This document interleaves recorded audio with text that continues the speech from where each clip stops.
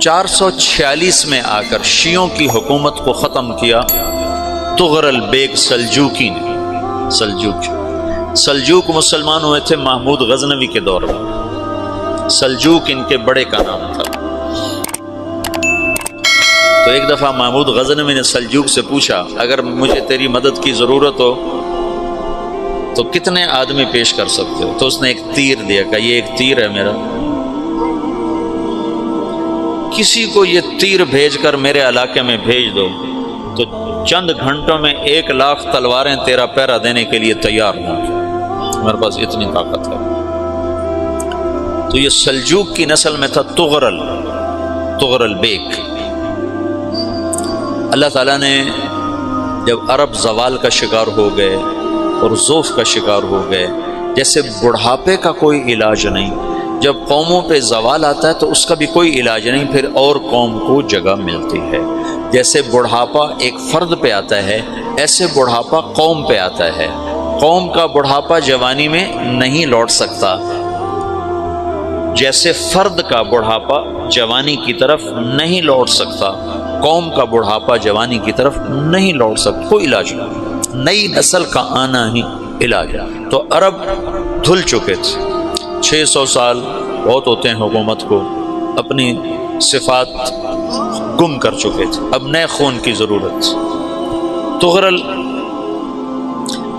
Bag پہلا شخص تھا جس نے آ کر اہل سنت والجماعت کو استحکام بخشا، شیعوں کی حکومت کو ختم کیا، بغداد سے، شام سے، ان سارے علاقوں سے۔ صلاح الدین ایوبی نے اسماعیلی شیعہ کی حکومت کو ختم کیا، مصر۔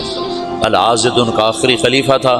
صلاح الدین ایوبی نور الدین زنگی رحمۃ اللہ علیہ کا پروردہ تھا، اس کا دوست تھا، اس کے دوست بھی تھا، بچہ بھی تھا اس کے سامنے، زیادہ لکھنے پڑھنے کا شوق تھا۔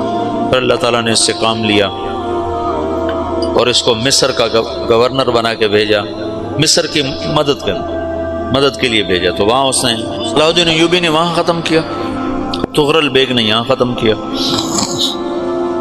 تو پھر سلجوک جو تھے نا یہ اقتدار میں آئے، ادھر ختم ہو گئی سلطنت بنو عباس کی، مصر ایک چھوٹی سی ترکوں کی سلطنت۔ تو اللہ تعالیٰ پھر مرکزیت کے لیے ایک نظام چلا ہے، دو لشکر آپس میں لڑ رہے ہیں ایک میدان، ایک جنگلی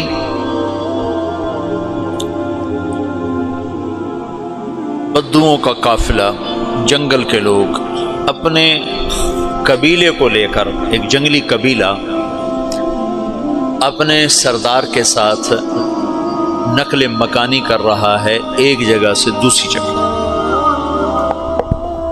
اللہ کا نظام کہ یہ لوگ چلتے چلتے چلتے اس وادی میں پہنچ گئے جہاں جنگ ہو رہی ہے، دو لشکر آپس میں لڑ رہے ہیں۔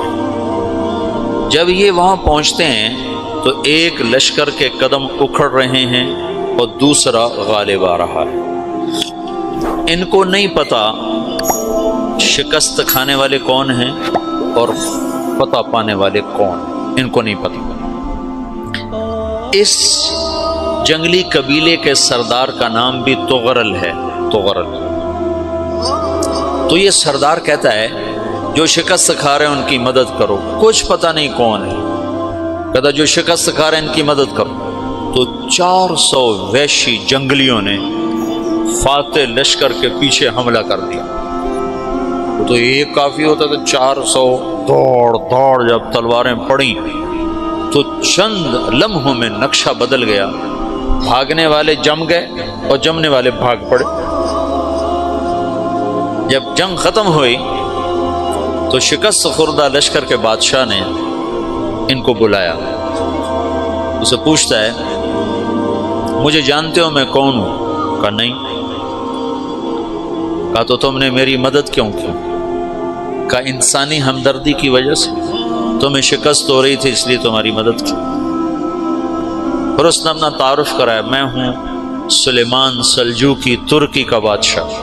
مسلمانوں کا لشکر تھا اور تاتاریوں سے شکست کھا رہا تھا، تاتاری فتح پا رہے تھے، مسلمان شکست کھا رہے تھے۔ تو وہ اللہ کی غیبی مدد بن کر آئے، تو وہ اس سے کہتا ہے میرے ساتھ رہنا پسند کرو گے؟ تم نے میرے اوپر احسان کیا ہے، میں اس کا بدلہ دینا چاہتا ہوں، میرے ساتھ رہنا پسند کرو گے؟ کہنے کا کر لوں گا۔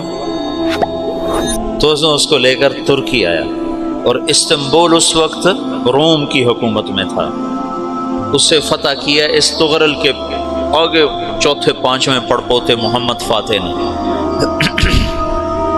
تو یہ استنبول ہے، یہ ترکی ہے، بیچ میں ایک چھوٹا سمندر ہے، یہاں ایک جاگیر ہے۔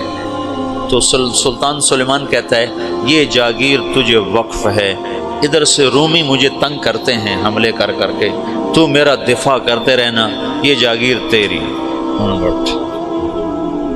اس جاگیر پہ اس نے اپنے قافلے کو آباد کر دیا، اپنے قبیلے کو، اور ایک چھوٹی سی حکومت بنا لی، جو ایک صوبہ سمجھو سلمان سلجوقی کا، وہ ایک چھوٹا سا صوبہ ہے۔ وہاں جب یہ رہ پڑا تو پھر یہ ایک شیخ کے بیعت ہوتا ہے، وہاں شیخ طریقہ میں ان کے یہ بیعت ہونے جاتا ہے، وہ اس کو رات اپنے پاس ٹھہراتا ہے، تو ایک کمرے میں ان کو ان کا خادم ٹھہراتا ہے۔ یہ جب کمرے میں جاتا ہے تو سامنے دیوار میں طاقچے پر قرآن پڑا ہوا ہے، تو یہ تغرل بیگ کہتا ہے یہ کیا ہے، یہ کیا ہے؟ تو وہ خادم کہتا ہے یہ کتاب اللہ ہے، قرآن ہے۔ اچھا، وہ اس کو وہاں چھوڑ کے باہر چلا جاتا ہے۔ وہ دیہاتی آدمی، جنگل کا رہنے والا، پہلی دفعہ زندگی میں قرآن دیکھا، وہ کہتا ہے یہ قرآن ہے، اللہ کی کتاب ہے، میں اللہ کی کتاب کے سامنے سو جاؤں، کتنی بے ادبی ہے۔ تو اس نے ایسے قرآن اٹھایا اور سر پہ رکھ لیا اور کھڑا ہو گیا، ساری رات قرآن سر پہ رکھ کے کھڑا رہا۔ رات کے پچھلے پہر اس کو خواب آیا،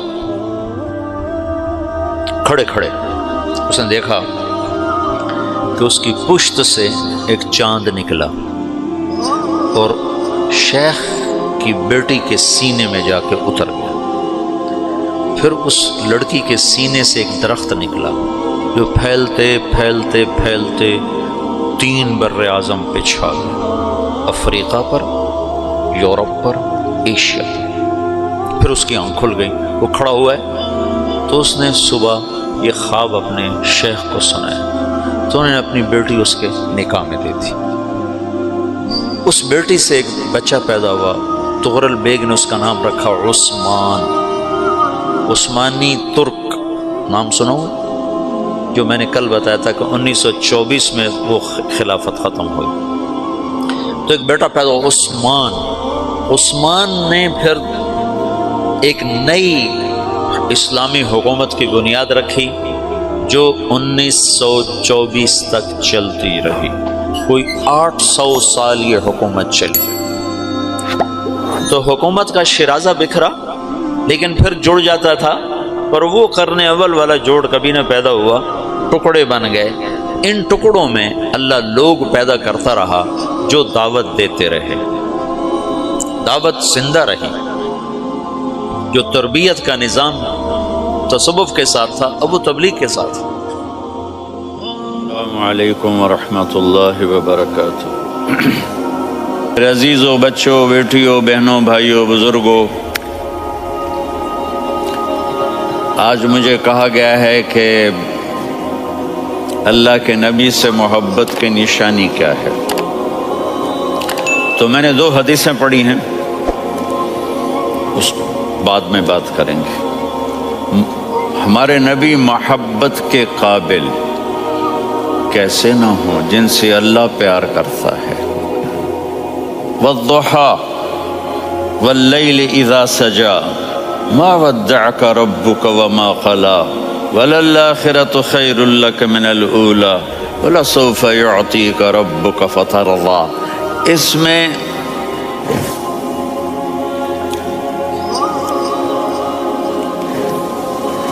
ایک تو ترجمہ ہے والضحیٰ، روشنی کی قسم، واللیل اذا سجا، جب رات چھا جائے اس کی قسم، ما ودعک ربک وما قلی، آپ کے رب نے آپ کو چھوڑا نہیں، اور آپ کا رب آپ پہ ناراض نہیں. قلا ناراض، کاف نہیں ملایا. ما ودعک ربک وما قلاک، یہ ہونا چاہیے تھا، لیکن وہاں کاف کو ہٹا دیا کہ ناراضگی کے لفظ کے ساتھ اپنے نبی کے نام کو نہیں جوڑا. یہ تو اللہ کا اعزاز اور اکرام ہے. امام راضی تفسیر کے کنگ ہیں، ان کے 2 ترجمے بتاتا ہوں. والضحیٰ، میرے محبوب آپ کے روشن علم کی قسم. واللیل اذا سجا، آپ کی چادر کی قسم، کالی چادر کی قسم جس میں آپ اپنے گناہ گاروں کو چھپا لیں گے. تیسرا ترجمہ، یہ امام راضی کی بات ہے اس لیے میں آرام سے کہہ رہا ہوں. والضحیٰ، یہ مجھے سب سے پسند ہے جو اب میں کہنے لگا ہوں. والضحیٰ، میرے محبوب آپ کے خوبصورت چہرے کی قسم. واللیل اذا سجا، آپ کی سیاہ زلفوں کی قسم، آپ کے سیاہ پھیلے ہوئے بالوں کی قسم. بھلا آپ کا رب آپ کو چھوڑ سکتا ہے؟ بھلا آپ کا رب آپ پہ ناراض ہو سکتا ہے؟ یہ ہرگز نہیں. الم یجد کا ہاں وللآخرۃ خیر لک من الاولی، یہ دنیا جانے والی ہے، آخرت باقی ہے. آپ نے فرمایا انا سید ولد آدم یوم القیامہ ولا فخر، قیامت کا دن دیکھو گے سرداری میرے ہاتھ میں ہوگی. لواء الحمد بیدی یوم القیامہ، قیامت کا دن دیکھو گے اللہ کا جھنڈا میرے ہاتھ میں ہوگا. انا خطیبہم اذا انصتوا، لوگ خاموش ہوں گے میں بولوں گا. انا قائدہم اذا وفدوا، لوگ چلیں گے میں لیڈ کروں گا. انا شافعہم اذا حبسوا، قدم رک جائیں گے میں شفاعت کروں گا. انا مبشرہم اذا ایسوا، وہ نا امید ہوں گے میں خوشخبریاں سناؤں گا. اجازت ہے کھڑے ہو کے پی لوں؟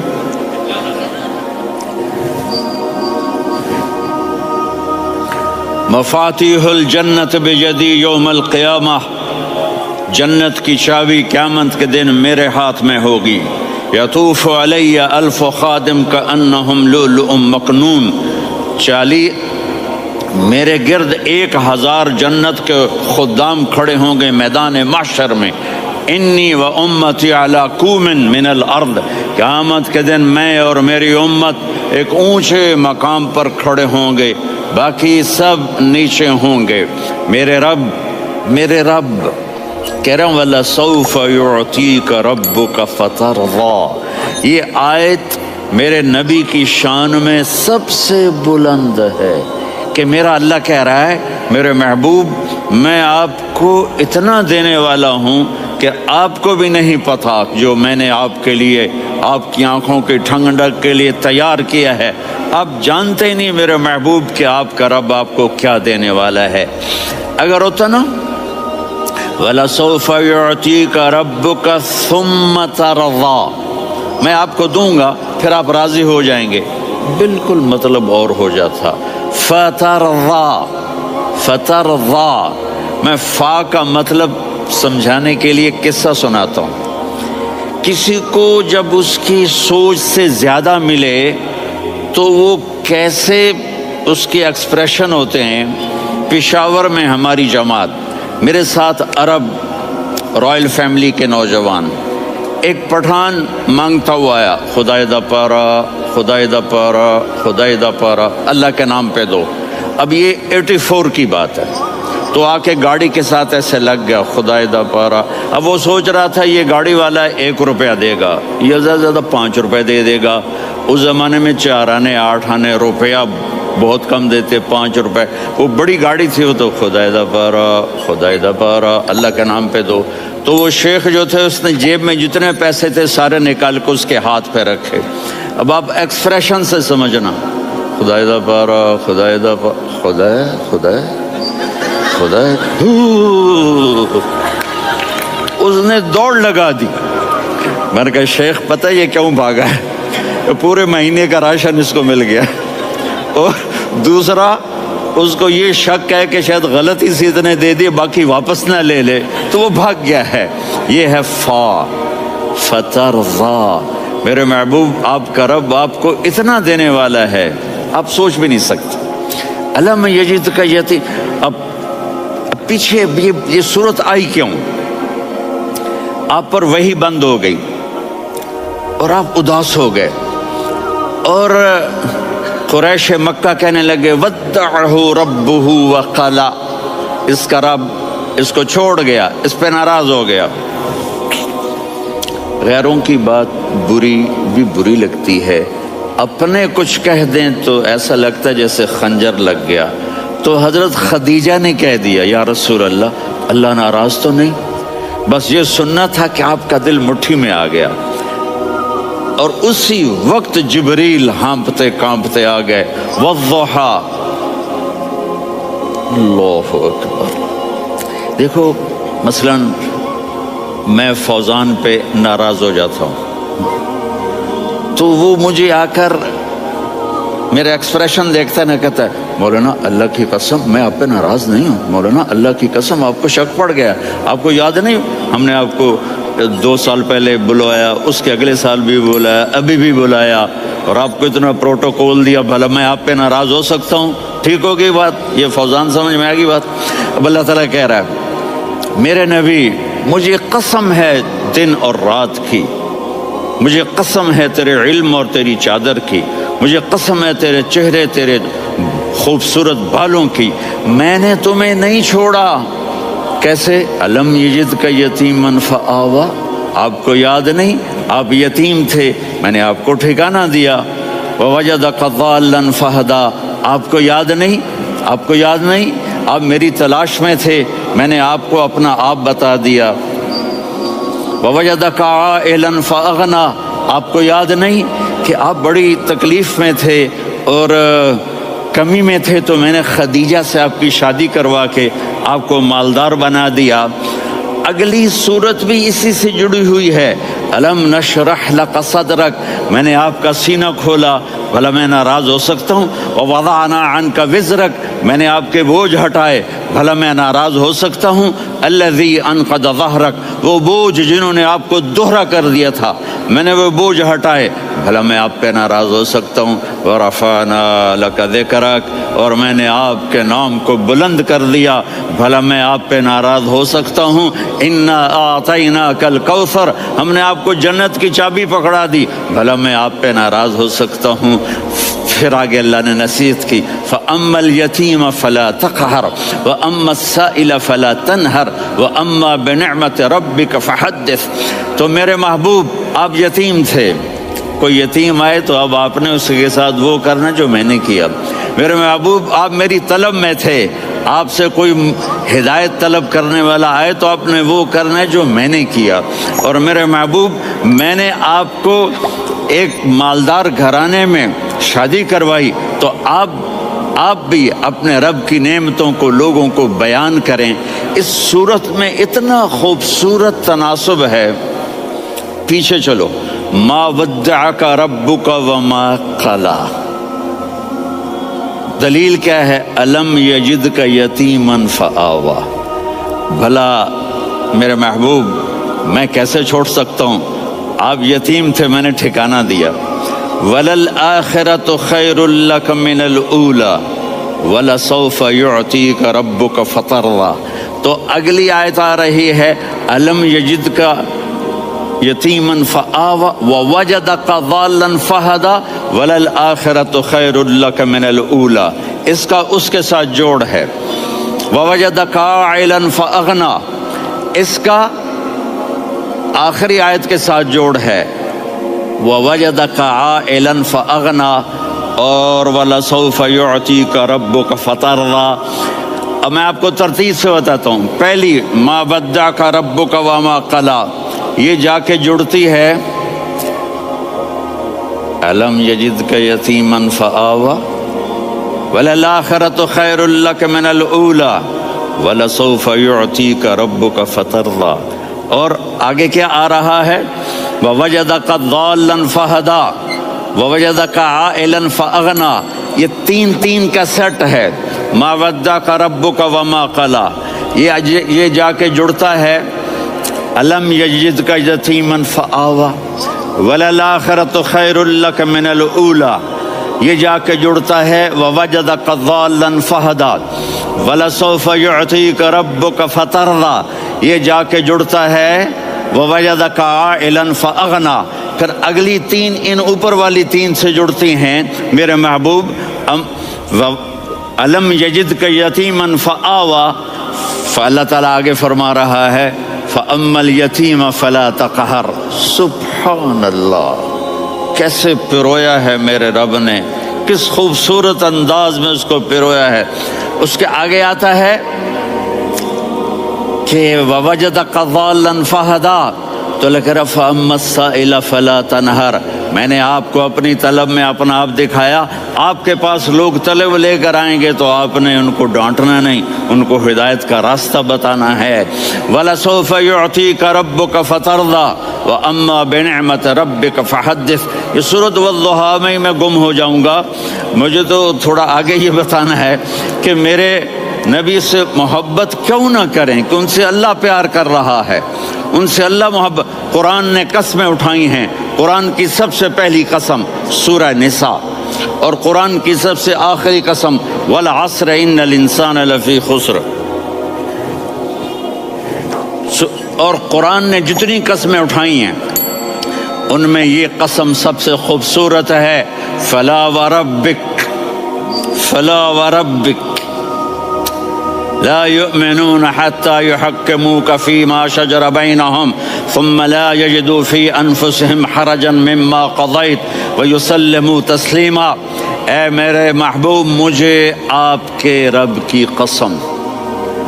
اب تھوڑا غور فرمائیں، اللہ میرے نبی کا رب ہے، اللہ ہم سب کا رب ہے، اللہ اپنے حبیب سے فرما رہے ہیں مجھے آپ کے رب کی قسم۔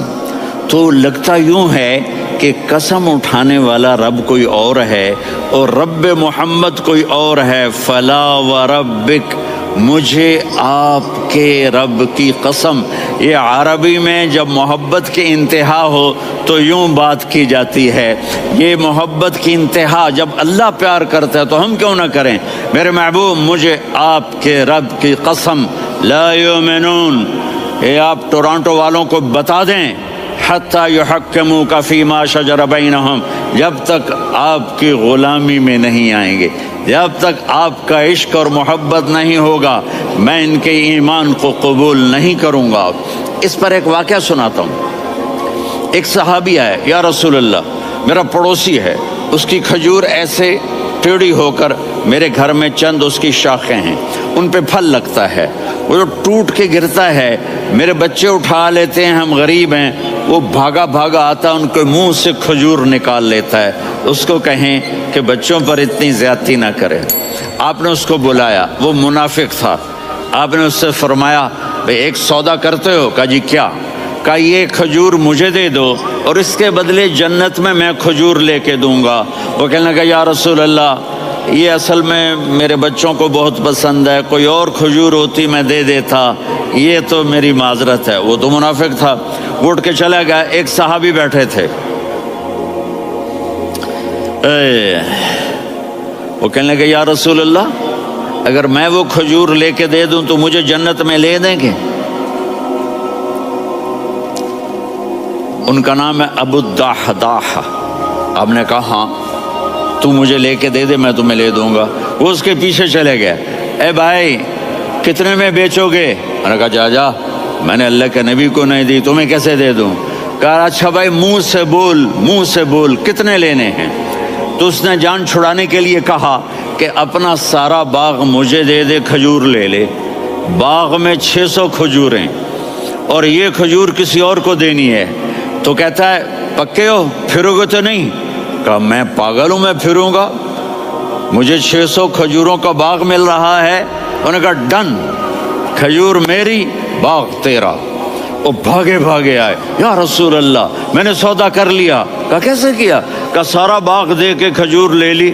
آپ نے کہا پھر میرا سودا بھی بدل گیا۔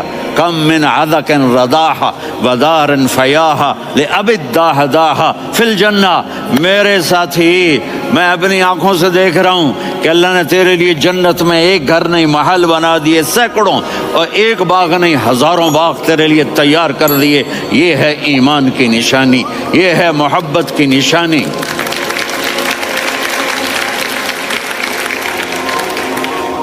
मेरे नबी की जिससे ये हमारे बच्चे नहीं हैं, ये खिलाड़ियों जैसे बाल बनाते हैं।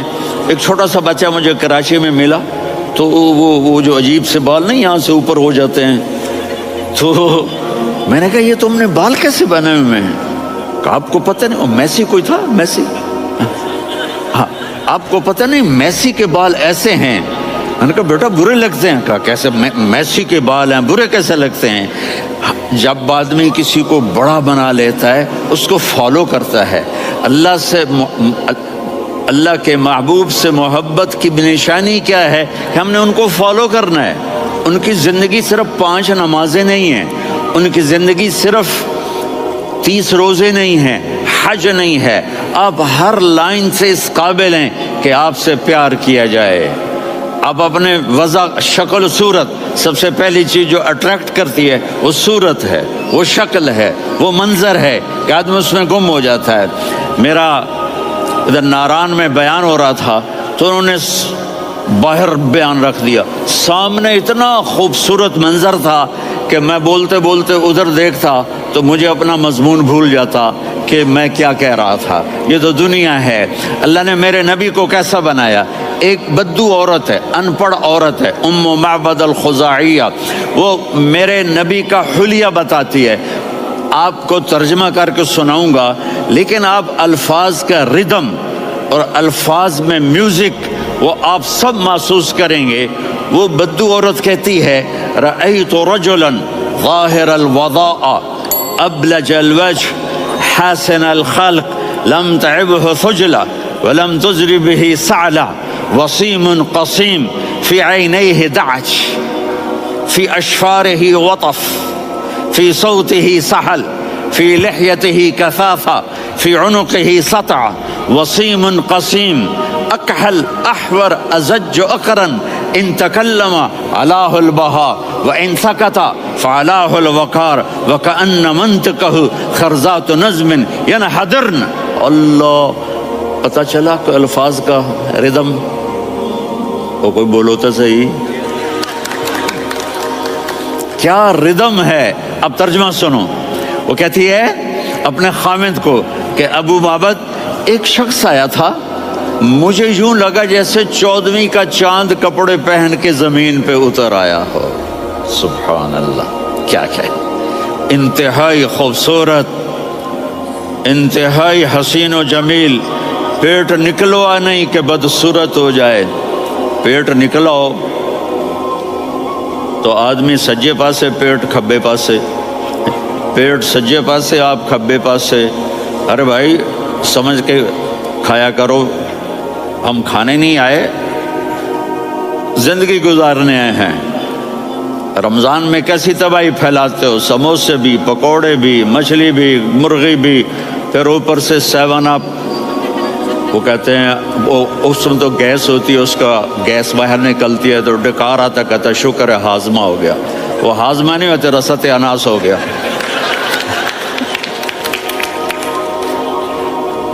कहा इतना खूबसूरत था कि सर से पांव तक हुस्न उसका गुलाम था, खूबसूरती उसकी बांधी थी, और मैं जिधर से देखती थी मुझे हुस्न ही हुस्न नजर आता था। और जब मैं उसके चेहरे पर देखती तो मेरी आंख नहीं भरती थी, मेरा जी चाहता था मैं देखती जाऊं, देखती जाऊं, देखती जाऊं, मेरा दिल नहीं भरता था। कौन? वसीम। वसीम उसे कहते हैं जिसको देखने से दिल न भरे। कसीम, जिधर से देखो हुस्न हो, उसे कहते हैं कसीम। कि उसकी आंखें बड़ी मोटी, अहवर, अदअज, अशकल, अंजल, अबरज,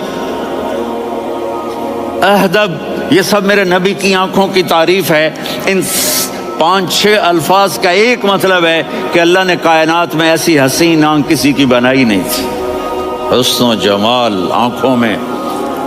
और پلکیں بڑی لمبی، یہ عورتیں یہاں نکلی لگا لیتی ہیں نا لمبا لمبا کرنے کے لیے، تو میرے نبی کے قدرتی یہ بال لمبے تھے حسن کو بڑھانے کے لیے، داڑھی بڑی خوبصورت تھی، زبان میں آواز میں جادو تھا، آواز میں کشش تھی، آواز میں ایک ایسا دل کھنچتا تھا، گردن لمبی تھی، سر سے پاؤں تک حسن و جمال تھا، جب وہ بولتے تھے نور چھا جاتا تھا، جب وہ خاموش ہوتے تھے وقار چھا جاتا تھا، اور سوا البطن و صدر، سینہ اور پیٹ برابر، سبت القصب، سیدھا قد تھا، سیدھا قد، بالکل سیدھا قد، عریض المنکبین، چھاتی چوڑی تھی، طویل الزندین، بازو لمبے تھے، رحب الراحہ، یہ ہتھیلی بڑی چوڑی تھی، چوڑی ہتھیلی سخاوت کی نشانی ہوتی ہے، رحب مسیح القدمین، پاؤں اتنے نرم تھے لگتا تھا اس پر تیل لگا ہوا ہے اور پانی اس سے یوں نیچے چلا جاتا تھا، اور یمشی تکفین، کندھے جھکا کے چلتے تھے، اللہ، یہاں چار آدمی سلام کریں تو آدمی یوں ہو جاتا ہے، اور میرے نبی کو فرشتے سلام کر رہے ہیں اور آپ یوں چلتے تھے، ایسے ایسے چلتے، تھوڑے سے کندھے جھکا کے چلتے تھے، ایسے آپ کبھی نہیں چلے۔ جو دیکھنے میں ایسا حسین ہو اس سے پیار کیوں نہ کیا جائے؟ خاندان اونچا ہو تو آدمی اس کی قدر اور عظمت کرتا ہے۔ میرے نبی کا خاندان کیا ہے؟ میرے نبی نے فرمایا اللہ نے آدم کی ساری اولاد سے عرب کو چنا، عرب کی ساری اولاد سے مضر کو چنا، مضر کی ساری اولاد سے قریش کو چنا، قریش کی ساری اولاد سے ہاشم کو چنا، اور ہاشم کی ساری اولاد سے اللہ نے مجھے چنا۔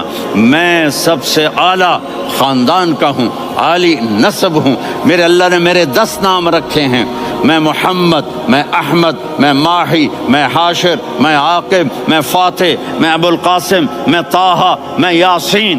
یہ جو مائیں بیٹھی ہیں ان سے پوچھو، میں ایک مثال دیتا ہوں، محبت ہوتی ہے نا چھوٹا بچہ گود کا، میرا چاند، میرا دلارا، یہ اس کا بچہ ہے بٹن جتنا، یہ نبیل کا اتنا سا ہے، تو اس کو کبھی یوں اٹھاتا ہے، کبھی یوں اٹھاتا ہے، کبھی یوں اٹھاتا ہے، کبھی یوں اس کو لوریاں دیتا ہے، میرا چاند، کالا ٹٹ، میرا چاند، میرا چاند، میرا چاند۔ تو میرے رب کو اپنے حبیب سے محبت ہے تو صرف محمد نہیں کہتا، چونکہ محمد کہنے سے محبت کا فلو نکلتا نہیں، تو اللہ نے اپنی محبت کے فلو کو نکالا، میرا محمد، میرا احمد، میرا ماہی، میرا حاشر، میرا عاقب، میرا فاتح، میرا قاسم، میرا ابو القاسم، میرا طٰہٰ، میرا یاسین، یہ اللہ نے اپنے حبیب کے نام۔ اور پھر قرآن میں جاؤ، شاہد، مبشر، نذیر، داعی اللہ، سراج منیر، رؤوف، رحیم، عزیز، حریص، مزمل، مدثر، یہ اللہ نے پورے قرآن میں سارے نبیوں کا نام لیا، یا عیسیٰ، یا موسیٰ، یا یحییٰ، یا ابراہیم، یا نوح، نام لے کر پکارا، لیکن اپنے حبیب کو ایک دفعہ بھی یا محمد نہیں کہا بلکہ لقب سے پکارا، یا ایھا النبی، یا ایھا الرسول، یا ایھا المزمل، یا ایھا المدثر۔ میرے رب نے اپنے حبیب کو ساری نسلوں میں سب سے عالی نسل بنایا اور آپ کے نسب کو آدم علیہ السلام تک پہنچایا۔ محمد بن عبداللہ بن عبد المطلب بن ہاشم بن عبد مناف بن قصی بن کلاب بن مرہ بن کعب بن لوی بن غالب بن فہر بن مالک بن نضر بن کنانہ بن خزیمہ بن مدرکہ بن الیاس بن مضر بن نزار بن معد بن عدنان بن اود بن حمیسہ بن سلامان بن الصلاۃ والسلام بن شیث بن آدم۔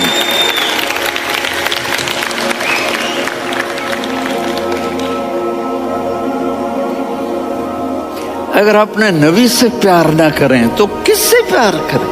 کون وفادار ہے؟ قیامت کا منظر ہوگا، میں اپنی بیگم سے کہوں گا میں تمہیں نہیں پہچانتا، میرے رب کی قسم، یوم یفر المرء من اخیہ وأمه وأبيه وصاحبته وبنيه يود المجرم لو يفتدي يومئذ بنيه وصاحبته وأخيه وفصيلته التي تؤويه ومن في الأرض جميعا كلا قیامت کے دن میں کہوں گا صفیہ میں تمہیں نہیں پہچانتا. یہ کہے گی مولانا صاحب میں آپ کو نہیں پہچانتی, یہ یوسف میرا بیٹا بیٹھا ہے. میں کہوں گا کون ہو, کہاں سے آئے ہو؟ یہ کہے گا ابا آپ کون ہو, کہاں سے آئے ہو؟ بھائی بھائی کو نہیں پہچانے گا. ماں اور اولاد کا کتنا گہرا رشتہ ہوتا ہے. ماں کہے گی میں نے تمہیں جنا ہی نہیں ہے. اور جب جہنم میں ایک چیخ مارے گی تو سارے انسان اور فرشتے اور انبیاء ایسے گریں گے اور سب نفسی نفسی. آدم علیہ السلام نفسی نفسی, نوح علیہ السلام نفسی نفسی, ابراہیم علیہ السلام نفسی نفسی, اسماعیل, اسحاق, یعقوب, یوسف, یونس, عیسیٰ, موسیٰ, یوشع, لوط, شعیب, صالح, ہود, سارے انبیاء نفسی نفسی نفسی نفسی, میری جان بچا میری جان بچا. ایک طرف سے ایک آواز آئے گی, ایک آواز آئے گی, امتی امتی. واہ یا رسول اللہ, ہم آپ پہ قربان جائیں. جس دن ماں نہیں پوچھ رہی, نبی نہیں پوچھ رہے, بیٹا نہیں پوچھ رہا, بھائی نہیں پوچھ رہا, یا رب امتی امتی, یا رب امتی امتی, یا اللہ میری امت, یا اللہ میری امت, یا اللہ میری امت. تو نظریں طواف کریں گی, یہ آواز کہاں سے آ رہی ہے, یہ کون بول رہا ہے, سب سے الگ کون ہے جو امتی امتی کہہ رہا ہے. جب نظریں آواز کی طرف چلتے چلتے چلتے چلتے پہنچیں گی تو وہاں میرے آپ کے جھولی پھیلا کے کھڑے, یا میری امت کو, یا اللہ میری امت کو. کون سی امت جو ساری زندگی شرابیں بیچتے رہے, جوئے کھیلتے رہے, زنا کرتے رہے, سود کھاتے رہے, جھوٹ بولتے, چوریاں کرتے رہے, ڈاکے مارتے. میرا نبی کہہ رہا ہے میری امت کو بچا لے, میری امت کو بچا. تو اس سے پیار نہ کرے تو اور کس سے کرے. موت پہ رشتے ٹوٹ جاتے. میرے نبی نے اس دن بھی اپنے رشتے کو نہیں توڑا. ابراہیم جیسی شخصیت کہیں گے سنو اے اللہ تیری میری دوستی کا واسطہ مجھے بچا لے, تیری میری دوستی کا واسطہ مجھے بچا. عیسیٰ علیہ السلام کہیں گے یا اللہ میں اپنی ماں مریم کا بھی سوال نہیں کرتا, میری جان بچا لے. مریم جانے تو جانے, میری عیسیٰ. 5 بڑے رسول ہیں, نوح, ابراہیم, موسیٰ, عیسیٰ, محمد صلی اللہ علیہ الصلوات والتسلیمات. عیسیٰ علیہ السلام کہیں گے یا اللہ میں اپنی ماں مریم کا بھی سوال نہیں کرتا, میری جان بچا. اور میرا نبی کہے گا یا اللہ میری امت کو بچا لے. کون سی امت انہوں نے ساری زندگی اس کا مذاق اڑایا. میرا نبی کہتا دفع ہو جاؤ, دور ہو جاؤ میری نظروں سے, تم نے میری نسل کو قتل کیا, تم نے میرے گھرانے کو اجاڑ دیا. سب کو بلت یہ نہیں کہیں گے یا اللہ میری امت کے نیکوں کو بچا لے, میری امت کے متقی, میری امت کی رابعہ بصری, جنید بغدادی کو بچا. نہیں یا اللہ ساری امت کو میری جھولی میں ڈال دے, ساری امت کو میری جھولی میں ڈال. یہاں اللہ کہے گا وَلَسَوْفَ يُعْطِيكَ رَبُّكَ. معافی چاہتا ہوں, میں جذباتی ہو گیا ہوں.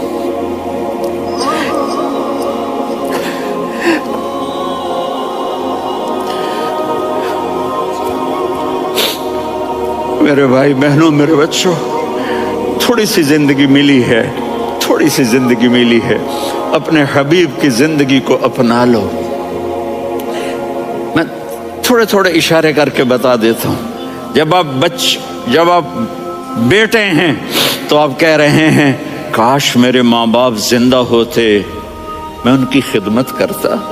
پھر فرمایا اور نہیں تو میری ماں تو ہوتی، چونکہ ماں کو دیکھا ہے نا، باپ کو دیکھا نہیں ہے، تو فرمایا کاش میری ماں زندہ ہوتی اور میں عشاء کی نماز کے لیے مصلی پہ کھڑے ہو کے الحمدللہ رب العالمین پڑھ رہا ہوتا، اور ادھر سے میری ماں مجھے بلاتی محمد، تو میں نماز توڑ کے کہتا جی اماں جان میں آ رہا ہوں، نماز پھر پڑھا دوں گا۔ اپنے والدین کی عزت کرو۔ یہاں کا بڑھاپا بڑا خوفناک ہے کہ اولادیں چھوڑ جاتی ہیں اور ماں باپ ٹوائلٹ جانے سے بھی عاجز ہوتے ہیں۔ اپنی ماں کی دعا لو، اپنے باپ کی دعا لو۔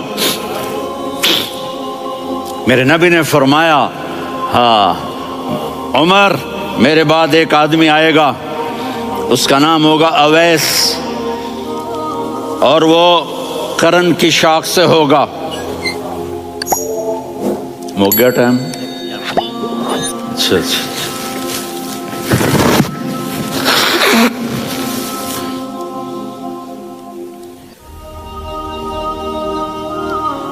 اس سے دعا کرانا، علی آپ بھی، عمر آپ بھی۔ یا رسول اللہ کس لیے؟ کہ اس نے ماں کی ایسی خدمت کی ہے کہ جب ہاتھ اٹھاتا ہے اللہ اس کے ہاتھ خالی نہیں لوٹاتا۔ حضرت عمر رضی اللہ تعالی عنہ نے حج کے موسم پر سارے حاجی کھڑے کر لیے، کہا بھائی یمن والے کھڑے رہو باقی بیٹھ جاؤ، تو بیٹھ گئے۔ پھر فرمایا کہ یمن والے بیٹھ جاؤ، قرن والے کھڑے رہ جاؤ، تو ایک آدمی کھڑا رہا، کہا تم قرنی ہو؟ کہا جی ہاں۔ اویس کو جانتے ہو؟ جی میرے بھائی کا بیٹا ہے لیکن تھوڑا پاگل سا ہے، آپ کیوں پوچھ رہے ہیں؟ حضرت عمر نے فرمایا وہ نہیں، تو پاگل ہے۔ کدھر ہے؟ کہا جی اونٹ چرانے گیا ہے ادھر عرفات کی طرف۔ تو آپ نے حضرت علی کو ساتھ لیا اور دوڑ لگائی سواری پر۔ دیکھا تو اویس کرنی ایک کیکر کے نیچے نماز پڑھ رہے تھے اور اونٹ چر رہے تھے۔ تو جب انہوں نے دیکھا کہ دو آدمی آ کے بیٹھ گئے تو انہوں نے نماز شارٹ کٹ کر دی۔ تو حضرت عمر نے پوچھا کون ہو بھائی؟ کہا جی میں مزدور ہوں۔ کہا تیرا نام کیا ہے؟ کہا جی اللہ کا بندہ۔ کہا ارے بھائی تیری ماں نے تیرا نام کیا رکھا ہے؟ اس نے تو نہ حضرت عمر کو دیکھا تھا نہ علی کو۔ وہ کہنے لگا بھائی تم کون لوگ ہو میرا انٹرویو کرنے والے؟ یہ تو میں اپنی زبان میں کہہ رہا ہوں۔ تو حضرت علی بولے کہ بھائی یہ ہیں امیر المومنین عمر بن خطاب اور میں ہوں علی بن ابی طالب۔ تو وہ ایسے کانپنے لگے، میں معافی چاہتا ہوں، میں پہلی دفعہ آیا ہوں، میں نے آپ کو دیکھا نہیں، فرمائیے آپ۔ حضرت عمر نے کہا ہاتھ اٹھا ہمارے لیے دعا کر۔ تو وہ رونے لگے، آپ نبی کے صحابی، میں عاجز مسکین، میں دعا کروں؟ میری اوقات ہے میں دعا کروں؟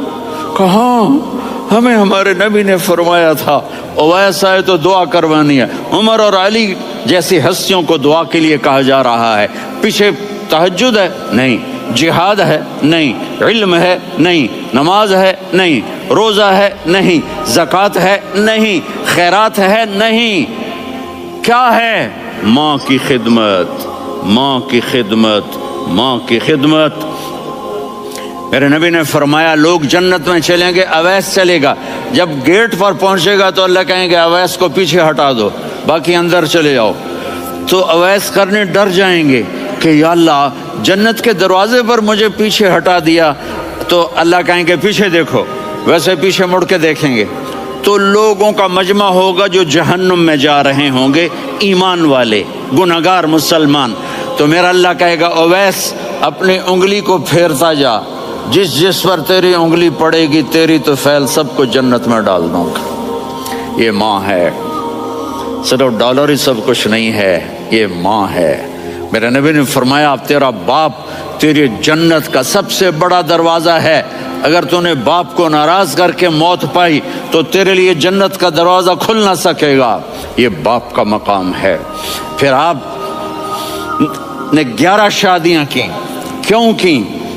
سنو حدیث، ما تزوجت وما زوجت الا بوحی من السماء نزل به جبریل۔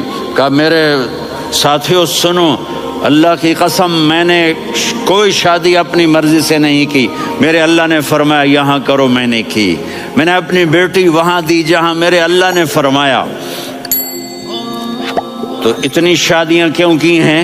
ہمیں گھر کی زندگی سمجھانے کے لیے۔ میری بات غور سے سنو، دنیا کا سب سے بڑا رشتہ خاوند اور بیوی ہے، سب سے مقدس رشتہ ماں باپ ہے، لیکن سب سے بڑا رشتہ خاوند اور بیوی ہے۔ جب یہ ٹوٹ جاتا ہے تو پوری نسل برباد ہو جاتی ہے۔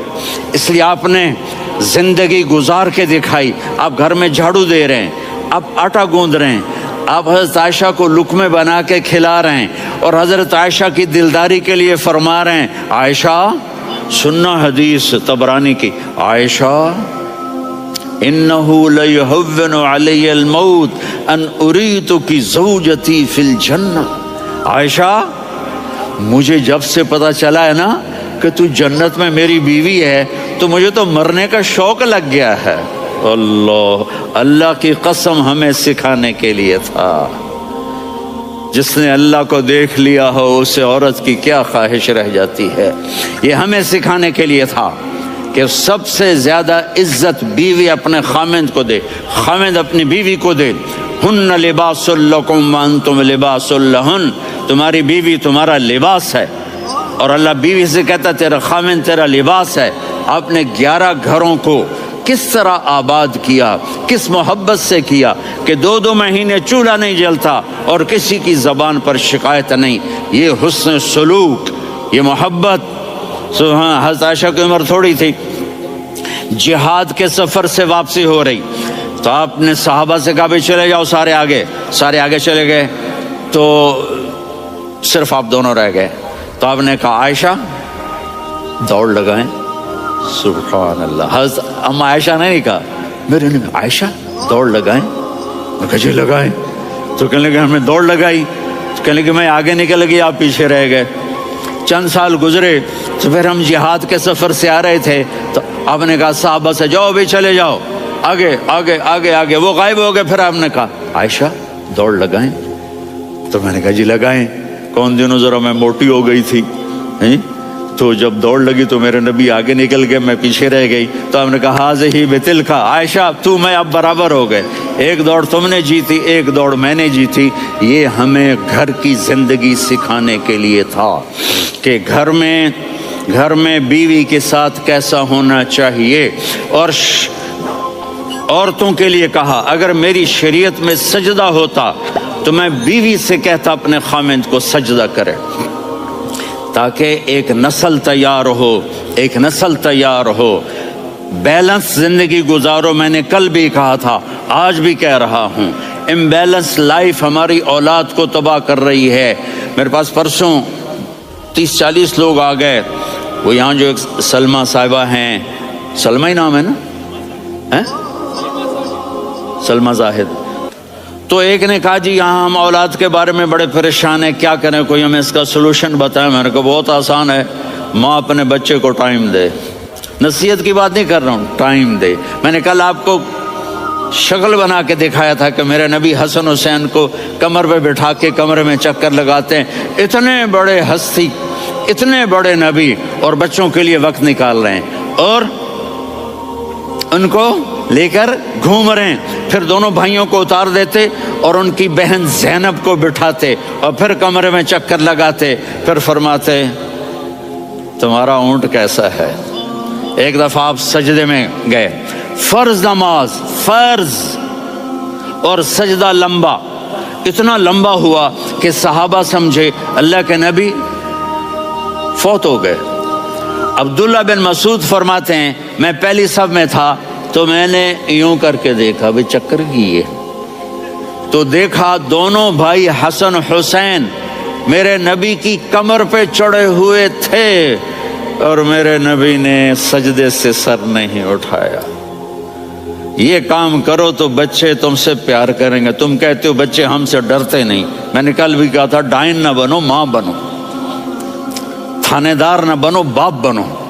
تو انہوں نے ایسے ہاتھ آگے کیا کہ میں بچوں کو نیچے اتاروں، تو مجھے دیکھنا، آپ نے یہاں سے ایسے سجدہ ہوتا ہے نا، تو آپ نے ادھر یا ادھر سے دیکھا کہ ایک ہاتھ آگے آ رہا ہے میرے بچوں کو اتارنے کے لیے، تو آپ نے سجدے میں یوں کیا،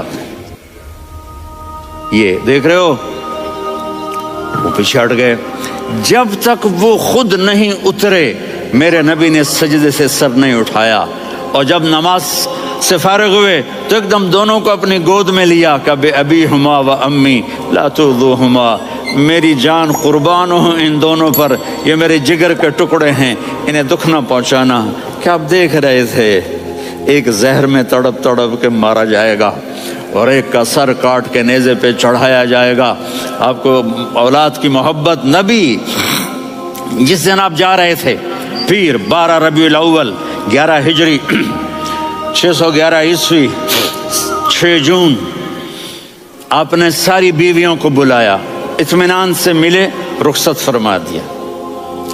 پھر داماد علی کو بلایا، ان کا سر اپنی گود میں رکھے، ان کے کمر پہ ہاتھ پھیر نہ۔ فاطمہ کو بلایا، ان کے کان میں کہا بیٹی میں جا رہا ہوں۔ وہ رونے لگیں، کہا رو نہیں، تو بھی جلدی میرے پاس آ جائے گی۔ 6 مہینے بعد صرف 24 سال کی عمر میں حضرت فاطمہ کا انتقال ہوا۔ پھر آپ نے علی کو بلایا، دعا دی، کہا پھر حسن حسین کو بلاؤ۔ جو ہی آپ نے ان کو یوں لیا تو آپ کے ایسے پانی کی طرح آنسو بہنے لگے، اس طرح کہ آپ آگے دیکھ رہے تھے کہ ایک بچے کا سر کٹ کے نیزے پہ چڑھ رہا ہے اور ایک زہر میں تڑپ رہا ہے، لیکن آپ نے تقدیر، اللہ کی تقدیر پر راضی ہو گئے۔ اور جبریل، تھوڑی دیر کے بعد جبریل آئے، یا رسول اللہ موت کا فرشتہ باہر ہے، اندر آنا چاہتا ہے۔ جہاں موت بھی پوچھ کے آئے، اس ہستی سے پیار نہ کریں تو اور کس سے کریں؟ ملک الموت بھی اجازت لے کر اندر آئے اور آ کر کہا السلام علیکہ یا رسول اللہ۔ آپ نے کہا وعلیکم السلام۔ کہا یا رسول اللہ آپ پہلی ہستی ہیں جنہیں میں سلام کر رہا ہوں، میں نے نبیوں کی جانیں نکالی، نیکوں کی، کسی کو سلام نہیں کیا، آپ پہلے ہیں جنہیں میں سلام کر رہا ہوں۔ یا رسول اللہ آپ پہلے ہیں جنہیں آپ کے رب نے کہا کہ میرے نبی سے پوچھ کے اندر جانا، بغیر پوچھے نہ جانا۔ آپ پہلی ہستی ہیں، میرے رب نے کہا آنا چاہیں تو لے آنا، رہنا چاہیں تو چھوڑ کے آ جانا۔ آپ نے فرمایا اگر میں کہوں تو میری جان نکالو گے؟ کہا جی نکالوں گا۔ تو آپ نے جبریل کو دیکھا، آدمی یہاں سے سوال کرتا ہے کہ تو کیا کہتا ہے، جاؤں یا ٹھہروں؟ تو جبریل کہنے لگے یا رسول اللہ، اللہ آپ کی ملاقات کے شوق میں ہے۔ اوپر سارے سٹیج سج گئے ہیں آپ کے ویلکم کہنے کے لیے، آج 7 آسمان کے فرشتے اکٹھے۔ سنو اب میری آخری بات ہے۔ آپ نے کہا دیکھو حسن حسین کے لیے ہاتھ نہیں اٹھائے، دیکھ رہے تھے تڑپتا ہوا زہر میں اور کٹتا ہوا سر، ان کے لیے ہاتھ نہیں اٹھائے۔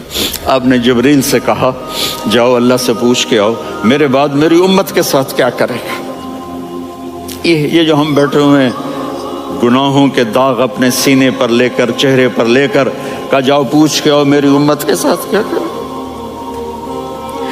ملک الموت وہیں کھڑا رہا، جبریل واپس گئے اور وہاں سے پیغام آیا کہ میرے محبوب ہم آپ کی امت کو تنہا نہیں چھوڑیں گے، مجھے میرے رب کی عزت کی قسم، ادھر ٹائم بھی ختم ہو چکا ہے، میں آخری بات کر رہا ہوں، اگر اس وقت میرے نبی یہ اللہ کو نہ منواتے تو آج ہم بھی بندر خنزیر بن کے پھر رہے ہوتے۔ دعائیں دو اس کملی والے کو جو اپنا جگر کٹا گیا۔ ایک رات آپ بھوک سے لیٹے ہوئے ایسے، کبھی یوں ہوتے ہیں کبھی یوں ہوتے ہیں، کرو حضرت عائشہ کے گھر کی باری، کبھی ایسے ہوتے ہیں کبھی ایسے ہوتے ہیں، پھر ایک دم آپ آگے ہوئے اور وہ جو چارپائی کی لکڑی ہوتی ہے اس پر اپنے پیٹ کو یوں رکھا اور ایسے جھک گئے، یوں جھک گئے۔ حضرت عائشہ بے قرار ہو کے کھڑی ہو بیٹھ گئے، یا رسول اللہ یہ آپ کیا کر رہے ہیں، یہ کیا کر رہے ہیں؟ کیا کر رہے تھے؟ معدے کو اکٹھا کر رہے تھے، بھوک کی شدت۔ فرمایا عائشہ بھوک بڑی لگی، عائشہ بھوک بڑی لگی، جس کے لیے کائنات بنائے، عائشہ بھوک بڑی لگی۔ حضرت عائشہ رونے لگی، یا رسول اللہ آپ یوں ہاتھ اٹھائیں گے اور آپ کے لیے سب کچھ آ جائے گا، آپ مانگتے کیوں؟ کاش مجھ سے پہلے میرے بھائی انبیاء اسی فاقے میں گئے، میں بھی اسی فاقے میں اپنے رب سے ملاقات کروں گا۔ جب مسلمان آپس میں لڑ حکومتوں کے غلام بن گئے، 583 سے 483 سے زوال آنا شروع ہوا، اور پھر وہ چلتے اتنا آگے چلا گیا کہ تو ایک دوسرے کے گلے کاٹنا یہ فن بن گیا، حکومت کی خاطر ذبح کر دینا، کھوپڑیوں کے مینار بنا دینا۔ اسپین کا مسلمان بادشاہ تھا، وہ مسلمان اپنے دشمنوں کی کھوپڑیاں کاٹ کر اس کو خالی کر کے اس میں مٹی ڈال کے اس میں پھول اگایا کرتا تھا۔ یہ ظلم و ستم شروع ہوا تو اللہ تعالیٰ نے تاتاریوں کا عذاب اٹھایا، اور صحرائے گوبی سے ایک فقیر آدمی جس کا نام تھا تموجن، یہ 564 ہجری میں پیدا ہوا۔ یہ اتنا غریب تھا کہ چوہے مار کے کھاتا تھا، اتنا غریب اور اتنا بے بس تھا، اس کی بیوی کو دشمن اٹھا کے لے گئے اور یہ واپس نہ کروا سکا، یہ اتنا بے بس تھا۔ جب انہوں نے خود واپس کیا تو اس کی بیوی حاملہ تھی، اس کا نام تھا تموجن، اور اس کو بعد میں تاریخ نے نام دیا چنگیز خان۔ جب وہ 40 سال کی عمر کو پہنچا تو دنیا کا سب سے طاقتور بادشاہ بن چکا تھا، اور پھر مسلمان بادشاہ کیا، عوام کیا، رعایا کیا، امیر کیا، غریب کیا، وہ تباہی کی آخری حدوں تک آپس میں مالکی، حنبلی، شافعی، حنفی ایک دوسرے کو قتل کر رہے، شیعہ سنی ایک دوسرے کو قتل کر رہے، اور ایک دوسرے پر لڑائیاں اور ایک دوسرے کے خلاف مناظرے، یہ دین بن گیا۔ اور عباسی بادشاہ عید کی نماز پڑھنے نکلتا ہے، بغداد کا خلیفہ عید کی نماز پڑھنے جا رہا ہے، اس کے آگے مراسی نچی جاندے، بھنڈ نچی جاندے تو کرتب ہوئے جاندے۔ عید کی نماز کے لیے یہ جلوس نکلتے عیدگاہ میں عشاء کے بعد پہنچا، اور عید کی نماز عشاء کے بعد پڑھی گئی۔ یہ حال ہو گیا، اس طرح کی صورتحال بن گئی، اور اخلاقی پستی اپنی حد کو پہنچی تو اللہ تعالیٰ نے چنگیز کو اٹھایا، اور اس نے 610 میں اسلامی سلطنتوں پہ حملہ شروع کیا۔ یہ بامیان افغانستان کا شہر ہے، یہاں اس کا ایک بیٹا چغتائی، اس کا بیٹا قتل ہو گیا، یعنی اس کا پوتا قتل ہوا۔ تو جب بامیان فتح ہوا تو اس نے حکم دیا کہ کتے بلے بھی ذبح کر دیے، عورتوں کے پیٹ چاک کر کے اس میں سے بچے نکال کے وہ ذبح کر دیے۔ ایک انسان تو انسان ہے، جانور گائے بھینس بھی ذبح کر دیا، تو ایک عذاب بن کے نکلا کہ مسلمان آپس میں لڑ عقل ہی نہیں آ رہی تھی ان کو کہ ہماری تباہی کے بادل چھائے ہوئے ہیں، اور وہ ایک دوسرے کوئی گلے کاٹنے پر اس پر ہی جی میں آج ہویا جانا۔ جب قومیں سوتی ہیں تو پھر ڈھول انہیں نہیں اٹھاتے، دھماکے انہیں نہیں اٹھاتے، پھر موت ہی انہیں اٹھاتی۔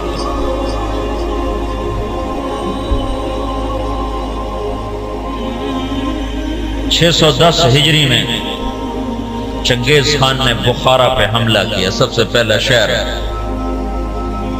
بخارا تھا بڑا جس پر اس نے حملہ کیا، اور جب وہ مسجد کے ممبر پر آیا ہے تو اس نے ایک لمبی ٹوپی پہنی ہوئی تھی، سردیوں کا زمانہ تھا، اور چہرے پہ رنگ ملا ہوا تھا سردی کے اثر سے بچنے کے لیے۔ کہنے لگا مسلمانوں تم جس خدا کو مانتے ہو میں اس خدا کا عذاب بن کر آیا، خون کی ندیاں بہا، اور 40 سال مسلمانوں کے خون سے زمین بھر کر 656 ہجری میں ہلاکو خان نے بغداد پہ حملہ کیا، 15 لاکھ آدمی ذبح کر دی، 40 دن قتل عام ہوتا رہا، تو دریائے دجلہ سرخ ہو گئی۔ اب یوں لگتا تھا کہ اب دنیا میں اسلام ختم، اب اسلام نہیں باقی بچ سکتا۔ میں نے تمہیں بتایا نا کہ اللہ نے اسلام کو باقی رکھنا ہے، اسے کوئی نہیں مٹا سکتا۔ تو جب مسلمانوں کے ہاتھ میں سے طاقت نکل گئی اور وہ بے بس اور عاجز ہو گئے اور اتنی بڑی تاتاری طاقت سے لڑنے کی ہمت نہ رہی، تو اللہ نے کیا کیا؟ اس دعوت کی طاقت کو ظاہر کیا۔ کچھ ترکستانی تاجروں نے تاتاریوں میں تبلیغ شروع کر دی، تو وہ قوم جو دنیا میں اسلام مٹانے آئی تھی وہ مسلمان ہونا شروع ہو گئی۔ یہ دنیا کی تاریخ کا عجب واقعہ ہے۔ چنگیز خان اس نے شہروں کے شہر تباہ کر دی۔ اس کے مرنے کے بعد اس کا بڑا بیٹا تھا جوجی، اس نے سلطنت کو 4 حصوں میں تقسیم کیا۔ روس جوجی کو دیا، منگولیا کا علاقہ چغتائی کو دیا، اور اپنا صحرائے گوبی اور چین اور اس کا دائیں بائیں یہ اغدائی اس کو اپنا جان نشین بنایا، اور تولوئی کو آذربائیجان سے لے کر ایران کا علاقہ دیا۔ دنیا کا سب سے بڑا فاتح ہے چنگیز خان۔ تو پوری دنیا میں چنگیزی چھا گئے اور مسلمان بے بس اور حقیر، بے بس اور حقیر، کوئی شکل نہیں ان سے ٹکر لینے کی۔ تو اس دعوت کی طاقت کو اللہ نے ظاہر فرمایا۔ جوجی کا بیٹا تھا ایواقا، وہ اس کے مرنے کے بعد بادشاہ بنا۔ ایواقا کا بیٹا تھا برکا، وہ اس کے بعد بادشاہ بنا۔ اس کے دوران دعوت کا کام شروع ہو گیا تاتاریوں میں۔ تاتاری عوام مسلمان ہونا شروع ہوئے۔ اس سے دعوت چلتے چلتے برکا خان کا ایک وزیر مسلمان ہوا۔ وہ جب موقع پاتا تو برکا کو اسلام کی باتیں سناتا، تو سن کے حیران ہو کر کہتا یہ اچھی اچھی باتیں کس نے تمہیں سکھائی ہیں؟ کہا یہ اسلام سکھاتا ہے۔ کہا یہ اسلام کہاں سے تم نے سیکھا ہے؟ کہا یہ کچھ مسلمان آتے ہیں جو یہ باتیں بتاتے ہیں، اگر آپ اجازت دیں تو آپ سے ملاؤں؟ کہا ہاں ہاں، اب اگر کوئی مسلمان آئے تو مجھ سے ملانا ہے۔ تو ایک ترکستانی تاجروں کا قافلہ، وہ تاجروں کے بھیس میں ہوتے تھے، کام دعوت کا کرتے تھے۔ اللہ نے اسلام کو باقی رکھنا ہے، یہ مٹ نہیں سکتا، اسے کون مٹا سکتا ہے۔ عیاں یورش تاتار کے افسانے سے پاسما مل گئے کعبے کو صنم خانے سے۔ تو جب وہ قافلے والے آئے تو اس نے برکا خان سے ملایا۔ برکا جو تھا نا، اس نے جب دعوت سنی تو مسلمان ہوا اور پوری روس کی سلطنت میں اسلام پھیل گیا۔ تاریخ لکھنے والے لوگ حیران ہوتے ہیں کہ یہ دنیا میں پہلی دفعہ ایسا ہوا کہ فتح کرنے والی قوم نے اپنے غلاموں کا دین قبول کر لیا۔ ہر کوئی بادشاہوں کا کلمہ پڑھتا ہے، لیکن یہ دنیا کی تاریخ میں پہلی دفعہ ہوا کہ غلاموں کا کلمہ بادشاہوں نے پڑھا۔ تو ایک نسل پوری چنگیز خان کی مسلمان ہو گئی۔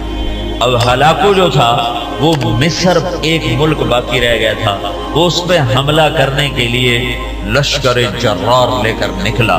تو مصر کے بادشاہ رکن الدین بیبرس نے برکا خان کو خط لکھا کہ ہلاکو ہم پہ حملہ کرنا چاہتا ہے، تو مسلمان ہے ہمارا ساتھ دے۔ تو برکا خان نے ہلاکو کو خط لکھا کہ تو مصر پہ حملہ چھوڑ دے ورنہ میں تم پہ حملہ کروں گا۔ وہ بھی مسلمان ہیں، میں بھی مسلمان ہو چکا ہوں، کلمہ پڑھ چکا ہوں۔ جب یہ خط ہلاکو نے پڑھا تو پریشان ہو گیا۔ اس نے برکا خان کو خط لکھا کہ تمہیں پتہ نہیں ہے کہ چنگیز کا قانون یاسا، اس میں یہ لکھا ہوا ہے کہ کوئی تاتاری دوسرے کے خلاف تلوار نہیں اٹھائے گا۔ تو برکا خان نے اس کو جواب دیا وہ بھی کافر تھا، تو بھی کافر ہے، میں مسلمان ہوں، تو مصر پہ حملہ کرے گا، میں تجھ پہ حملہ کروں گا۔ اب اللہ کا غیبی نظام چلا ہے، اسلام کو کوئی نہیں مٹا سکتا۔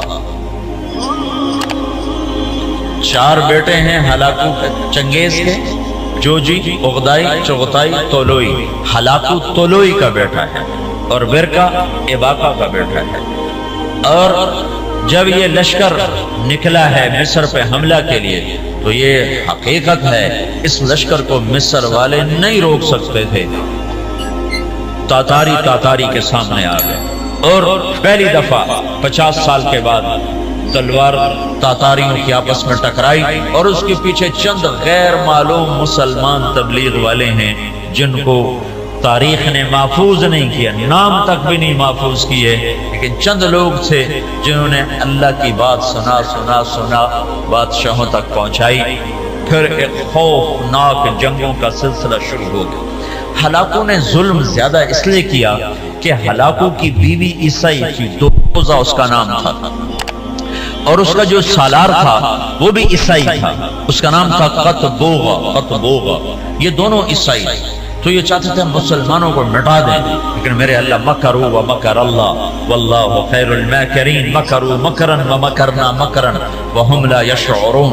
اللہ نے فرقہ کو ایمان دیا، اس سے جا کر ٹکرایا ایک جنگ میں، جو ہلاکو نے پہلے مصر پہ حملے کا ارادہ کیا، لیکن اس کا بھائی تھا منگو خان، وہ اس وقت چنگیزیوں کا بادشاہ تھا۔ جب اغدائی مرا تو اس کا بیٹا قیوق تھا، وہ بادشاہ بنا۔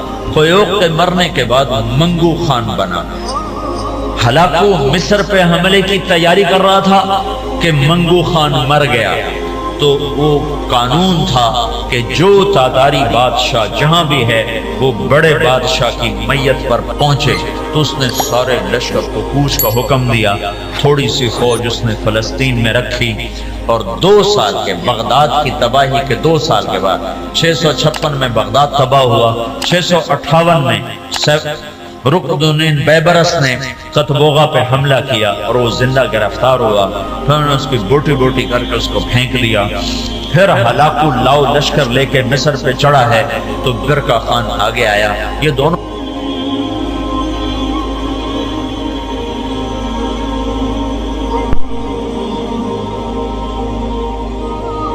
کا بیٹا تقودار وہ بادشاہ بنا، ہلاکو کا بیٹا بادشاہ بنا، وہ مرا،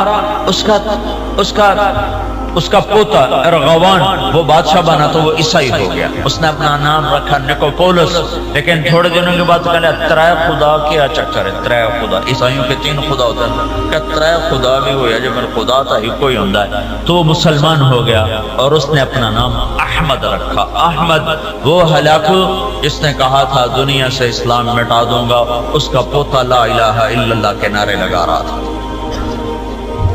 اس کے پیچھے کوئی تلوار نہیں ہے، تلوار تو مسلمانہ دے ہاتھ اجرائی کوئی نہیں گئی، زنگ لگ گیا تھا تلواروں کو، زوال شدہ قومیں کہاں لڑ سکتی ہیں؟ تو اللہ نے کیا کیا، اسلام کو باقی رکھنا ہے تو جس قوم میں طاقت لڑنے کو کلمہ پڑھا دی۔ تو اب برقع خان کی اولاد مسلمان یعنی جوجی کی اولاد مسلمان ہو گئی، اور ادھر طولوئی کی اولاد مسلمان ہو گئی، ادھر چغتائی رہ گیا جو منگولیا کا بادشاہ بنا تھا، اس کا پڑپوتا تیمور تغلق، وہ مولانا جلال الدین رحمت اللہ علیہ ایک بڑے عالم ہیں، ان سے اس کی ملاقات ہوتی، وہ اس کو ایمان کی دعوت دیتے ہیں، وہ ان سے متاثر ہوتا ہے، ان سے کہتا ہے کہ ابھی تو میں ولی العہد ہوں، جب میں بادشاہ بن جاؤں پھر میرے پاس آنا، پھر میں تمہاری بات سنوں۔ اس کے بادشاہ بننے سے پہلے جلال الدین کا انتقال ہو گیا، انہوں نے اپنے بیٹے رشید الدین سے فرمایا کہ بیٹا جب تیمور تغلق بادشاہ بنے تو اس کو جا کے ایمان کی دعوت دینا اور بتانا کہ میرے باپ جلال الدین نے تم سے بات کی تھی تو تم نے وعدہ کیا تھا۔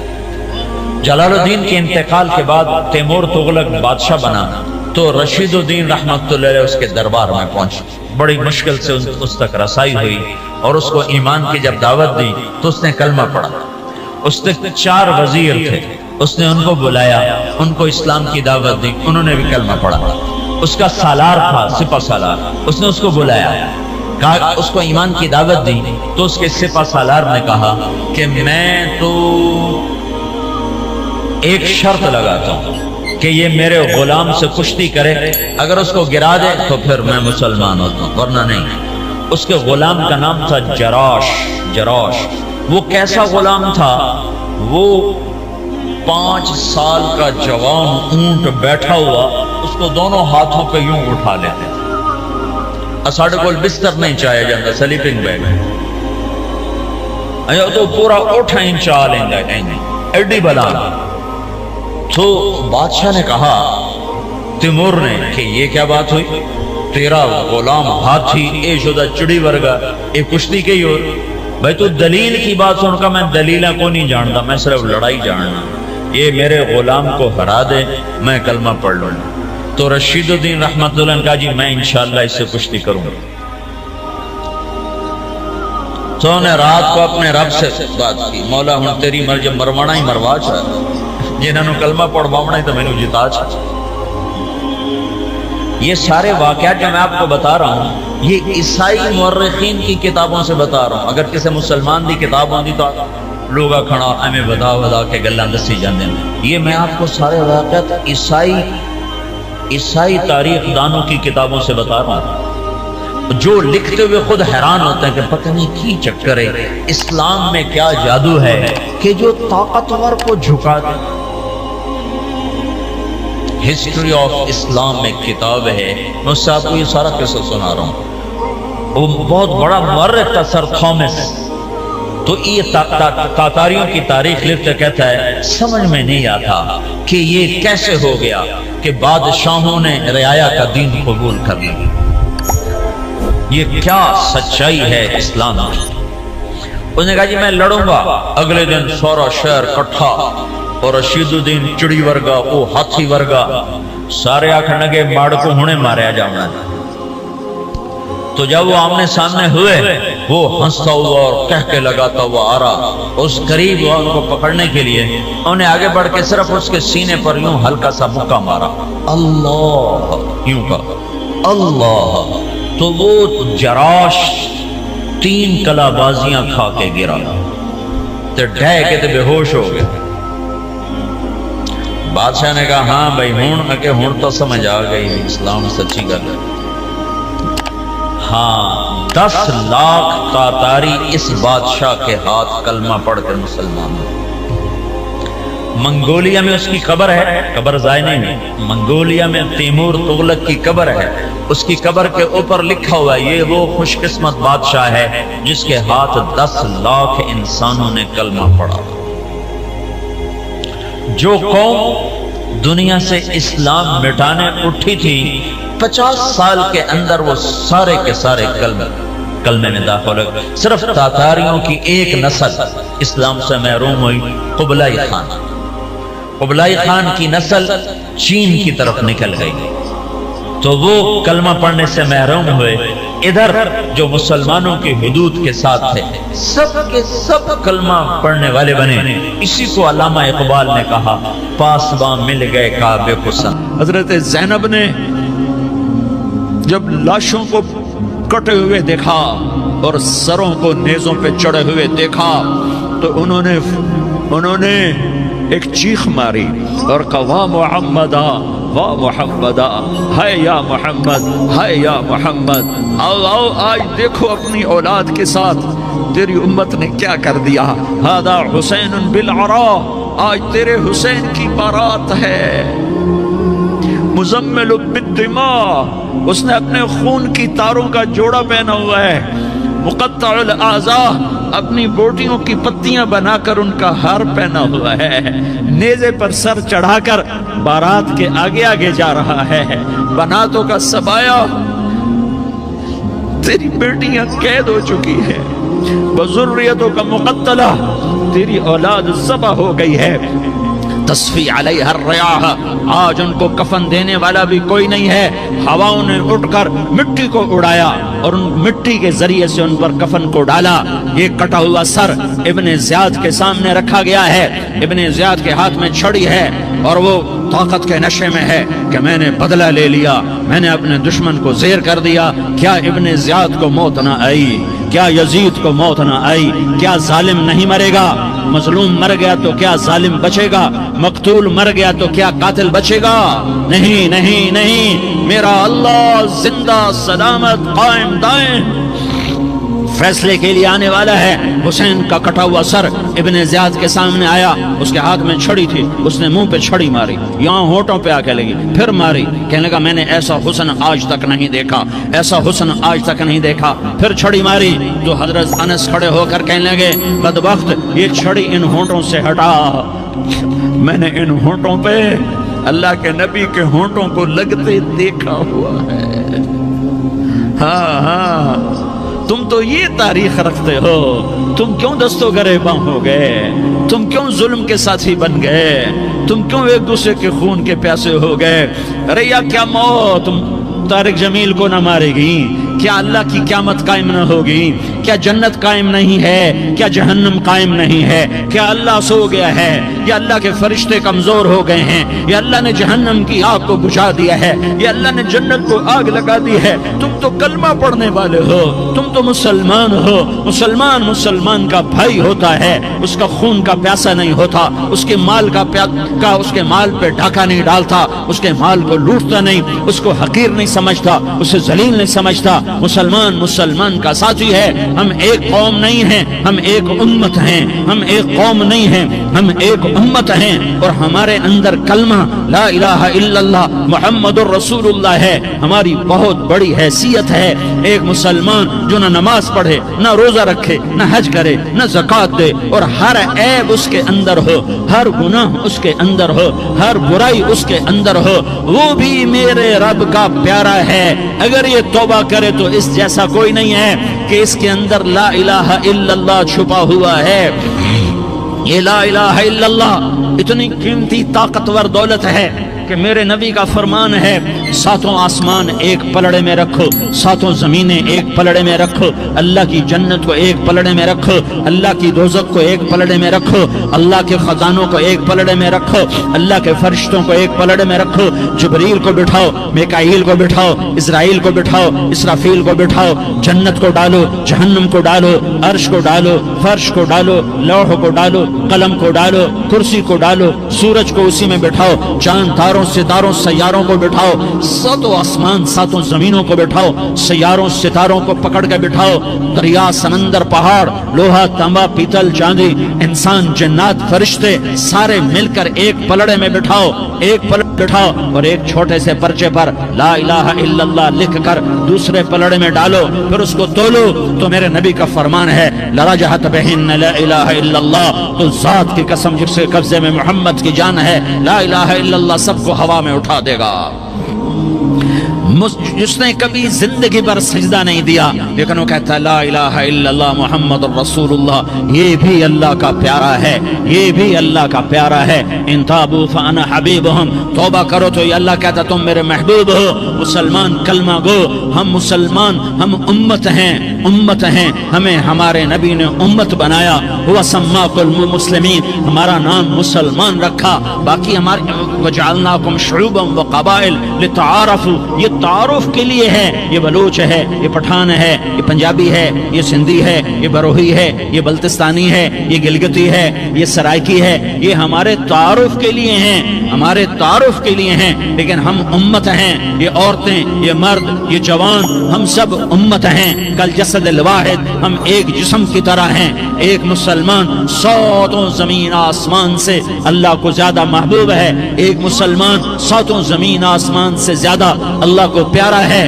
نافرمان برداروں کی بات تو فرمان برداروں کی ہے، نافرمانوں کو میرا اللہ، میرا آپ کا اللہ کہتا ہے یا عبادی، یا عبادی الذین اسرفوا علی انفسہم لا تقنطوا من رحمت اللہ، اے میرے بندو، قرآن کا لہجہ سنو، اے میرے بندو، اے میرے بندو، کیا پیار ہے، اے میرے بندو، کیا محبت ہے، اے میرے بندو، کیا مٹھاس ہے، اے میرے بندو، کیا شہد بھرا ہوا ہے۔ کون سے بندو؟ نیک متقی، مفتی نعیم جیسے مفتی اور محدث مفسر، نہیں نہیں نہیں نہیں نہیں، تبلیغ والے طارق جمیل جیسے تبلیغ والے، نہیں نہیں نہیں نہیں نہیں، تہجد گزار، نہیں نہیں نہیں نہیں نہیں، نیکوکار، عمرہ کرنے والے، حج کرنے والے، نہیں نہیں نہیں، یا عبادی، یا عبادی، اے میرے بندو، جیسے ماں کہتی میرا لال، میرا لال، میرا بچہ. تو اس ماں کے لہجے میں جو ممتا ہے اس کا کوئی ترجمہ کوئی نہیں. یا عبادی، اس میں جو محبت اور پیار ہے اس کا کوئی ترجمہ کوئی نہیں. اے میرے بندو، اس لہجے میں نہیں، اے میرے بندو، اے میرے بندو، اے میرے میرے میرے. جیسے ماں کہتی میرا لال، میرا بچہ، میرا بیٹا، میرا چاند، تو اس میں کیا محبت ٹپک رہی ہوتی ہے، کیا شہد گھلا ہوتا ہے، اس کا کون ترجمہ کرے. تو میرا اللہ کیا کہہ رہا ہے، اے میرے بندو. کون سے بندے؟ لیاری کے متقی تہجد گزار مرد عورت؟ نہیں نہیں نہیں نہیں نہیں. الذین اسرفوا علی انفسہم. اللہ یوں کہہ رہا ہے، اے میرے نافرمان بندو، اے میرے نافرمان بندو، اے میرے میرے میرے. اپنا بیٹا نافرمان ہو تو ماں کہتی تو میرا بیٹا نہیں ہے، دور ہو جا میری نظروں سے. باپ کہتا ہے تو میرا نطفہ ہی نہیں ہے، میں تجھے آگ کرتا ہوں جائیداد سے. اور اللہ کہتا ہے، اللہ کہتا ہے، اے میرے بندے، اے میرے بندے، اے میرے بندے، میرے بندے. تم میرے ہو، تم کیوں ڈر گئے ہو؟ کتنوں کو تمہارے گناہ ہیں؟ زمین بھر دی ہے، زمین بھر دی ہے، آسمان بھر دیا ہے، آسمان تک تیرے گناہ چلے گئے. نہیں نہیں نہیں، تھوڑے سے تو تیرے گناہ ہیں. لا تقنطوا من رحمت اللہ ان اللہ یغفر الذنوب جميعا. میری رحمت سے مایوس نہ ہو، تم توبہ کرو، میں تمہارے سارے گناہ معاف کروں گا. تم توبہ کرنے والے بنو، میں تمہارے سارے معاف کروں گا. یا عبادی الذین اسرفوا علی انفسہم، اے میرے نافرمان بندو، آ جاؤ آ جاؤ، مجھے منا لو، مجھے راضی کر لو. من تقرب الی تلقیتہ من بعید. تم مجھے راضی کرنے آؤ، میں آگے بڑھ کے تمہارا استقبال کروں گا. کوئی ناراض، میں کسی سے ناراض ہو جاؤں، وہ مجھے منانے آئے تو میں اس کا استقبال کروں گا یا منہ موڑ کے بیٹھوں گا اور اسے صلواتیں سناؤں گا، جلی کٹی سناؤں گا. میرا رب کہتا ہے لیاری کا جو مجھے راضی کرنے آتا ہے میں آگے بڑھ کے اس کا استقبال کرتا ہوں. میں کہتا ہوں آ جا میرا بندہ، میں تو کب سے تیرے انتظار میں تھا کہ کب توبہ کرے گا اور میں معاف کروں گا، کب توبہ کرے گا اور میں معاف کروں گا. اللہ کو اپنا بناؤ، اس کے در پر جھکنے کے ساتھ. ہمارے گناہوں کی حیثیت ہی کوئی نہیں ہے. بنی اسرائیل میں ایک آدمی نے 99 قتل کیے، اس کو خیال آیا میں توبہ کروں. ایک عبادت گزار کے پاس گیا اور اس سے پوچھنے لگا میں نے 99 قتل کیے ہیں، میری توبہ ہو سکتی ہے؟ اس نے کہا ہرگز نہیں، تو بڑا ظالم ہے، تیری کوئی توبہ نہیں. اس کو غصہ چڑھا، اس نے اسے بھی قتل کر دیا، 100 کر دیے. پھر اس کو خیال آیا میں توبہ کروں تو وہ ایک عالم کے پاس گیا اور اس سے پوچھنے لگا میں نے 100 قتل کیے ہیں، کیا میری توبہ ہو سکتی ہے؟ کہ بیٹا کیوں نہیں ہو سکتی توبہ؟ ہائے ہائے ہائے ہائے ہائے. میرا رب ایک مثال دیتا ہے، کہتا میرا بندہ تو اتنے گناہ کر، اتنے گناہ کر کہ زمین کو بھر دے، اس خلا کو بھر دے، چاند تاروں ستاروں کو بھر دے. اتنے گناہ کر کہ آسمان کی چھت کو لگا دے، زمین سے اٹھا اور آسمان کی چھت کو لگا دے. اتنے گناہ کرنے کے بعد صرف ایک دفعہ کہہ دے یا اللہ معافی دے دے تو میں سارے ہی معاف کروں گا، سارے معاف کروں گا. ولا ابالی، اور مجھے کوئی پرواہ نہیں ہوگی. انہوں نے کہا بیٹا گناہوں کی معافی تو یقیناً ہے لیکن توبہ کا ہونا ضروری ہے. تیری توبہ پکی ہونے کے لیے یہ ماحول چھوڑنا ضروری ہے. تو یہ بستی چھوڑ کے اس بستی میں چلا جا، وہاں نیک لوگ رہتے ہیں، ان کی صحبت میں تو رہے گا تو تیری توبہ پکی ہو جائے گی. اس نے کہا میری معافی ہو جائے، میری معافی ہو جائے، میں ہر کام کرنے کو تیار ہوں. بوریا بستر اٹھایا، جو تبلیغ والے کہتے ہیں گھر چھوڑو، لیاری چھوڑو، بستر اٹھاؤ اور چلے کے لیے نکلو، 4 مہینے کے لیے نکلو کہ اپنی توبہ کو پکا کرو، ورنہ ماحول کی گندگی پھر آدمی کو گرا دیتی ہے، پھر گرا دیتی ہے، پھر گرا دیتی ہے. وہ نکلا، راستے میں موت آئی. جب موت نے جھٹکا دیا تو اس نے چھلانگ لگائی اس نیک لوگوں کی بس کی طرف. اس کے ہاتھ آگے، ہاتھ اس کے آگے اور پورا جسم ایسے آگے پھیلا ہوا. اللہ تعالیٰ نے لیاری والوں کو قصہ سنانا تھا تو دونوں فرشتے بھیج دیے، جنت کا بھی آ گیا، جہنم کا بھی آ گیا. جہنم والے کہنے لگے مجرم ہے، ہتھ کڑی لگاؤ. جنت والے کہنے لگے مہمان ہے سہرے پہناؤ. جہنم والے کہنے لگے توبہ ادھوری ہے, ابھی توبہ پکی نہیں ہے, ابھی نیک لوگوں کے شہر کو پہنچا ہی نہیں ہے کہ موت آ گئی. اور جنت کے میں کہنے لگے نہیں نہیں نہیں, توبہ ارادے سے ہو جاتی ہے, ارادہ کر لیا توبہ ہو گئی, ہمارا مہمان ہے. اللہ نے تیسرا فرشتہ بھیجا, جاؤ فیصلہ کرو. کیا فیصلہ کرو؟ وہ یہاں مرا پڑا ہے, یہ اس کی بستی ہے, یہ نیک لوگوں کی بستی ہے, وہ یہاں مرا پڑا تھا. اللہ تعالیٰ نے کہا فیصلہ کیا کرتا ہوں کہ یہ فاصلہ ناپو, اگر گھر کے قریب ہے تو دوزخ والے لے جاؤ, اگر نیک لوگوں کی بستی کے قریب ہے تو جنت والے لے جاؤ. یہ میرا فیصلہ ہے. ہائے ہائے واہ میرا رب, میں تیرے قربان. ہوا کیا تھا؟ وہ گھر کے قریب تھا اور نیک لوگوں کی بستی سے دور تھا. جب ناپنے لگے تو اللہ تعالیٰ نے ادھر والی زمین سے کہا جو نیک لوگوں کی بستی کی طرف سے تھی, اللہ تعالیٰ نے اس زمین سے کہا سکڑ جا, اور جو گھر والی زمین تھی اس کو کہا پھیل جا. ادھر کی زمین کو پھیلا دیا اور ادھر کی زمین کو سکیڑ دیا. جب ناپا گیا تو وہ نیک لوگوں کی بستی کے قریب ہوا. اللہ نے کہا لے جاؤ جنت میں, ہم نے معاف کر دیا. اور یہ تو بنو اسرائیل کا آدمی ہے, ہم تو محمد مصطفیٰ صلی اللہ علیہ وسلم کے امتی ہیں. ایک بنو اسرائیل کا آدمی, اس کا نام تھا کفل, اور روزانہ رات کو نئی لڑکی اس کے پہلو میں آتی. شراب کا دور چلتا اور زنا کا سے منہ کالا کرتا. ایک رات ایک لڑکی کو 60 دینار دے کر لایا. 60 دینار کوئی 10 لاکھ روپیہ بنتا ہے. کیا مال تھا کہ ایک رات کا 10 لاکھ دے کر آیا. جب کمرے میں داخل ہوا تو وہ لڑکی رو رہی تھی. تو کفل نے پوچھا کیوں رو رہی ہو؟ میں نے زبردستی تو نہیں کیا. تو وہ اس نے روتے ہوئے کہا کفل میں پیشہ ور عورت نہیں ہوں, میں عزت دار عورت ہوں, مجھے بھوک نے یہاں تک پہنچایا ہے. میں یہ کہا کرتا ہوں جب سردار لوگ, جب مالدار لوگ زکوٰۃ نہیں دیتے تو غریبوں کی بیٹیاں نیلام ہو جاتی ہیں. مالداروں سے کہتا ہوں, ان سرداروں سے کہتا ہوں کہ اللہ کے نام پر دیا کرو کہ غریبوں کی بیٹیوں کی عزتیں بحال رہیں. تو کفل نے جب دیکھا اور جب سنا, آنسوؤں کو دیکھا اور اس کی بات کو سنا, تو وہ اس کا وحشی دل, پتھر دل, کیا آنسوؤں نے کام کیا کہ وہ رونے لگا. کفل رونے لگا اور کہنے لگا بہن جس عزت سے آئی تھی اسی عزت سے واپس چلی جا. اور میں بڑا کتا انسان ہوں, میں بہت گندا انسان ہوں, میں تیرے آنسوؤں کے طفیل توبہ کرتا ہوں. تو میرے لیے دعا کر دے, اللہ میری بخشش کر دے, اور تو چلی جا اپنی عزت کی سلامتی کے ساتھ. اور جو مال میں نے تمہیں دیا تھا تمہیں ہدیہ. وہ بچی گھر پہنچی اور کفل کو پتہ نہیں اگلے لمحے کیا ہونے والا ہے. تھوڑی دیر کے بعد کفل مر گیا. اچانک جوانی میں موت آ گئی. کفل کو نہیں پتا تھا کہ میری زندگی کی چند گھڑیاں باقی ہیں. ساری زندگی زنا شراب میں گزری, آخری چند لمحے میں توبہ کی. اب میرے اللہ نے کیا کیا؟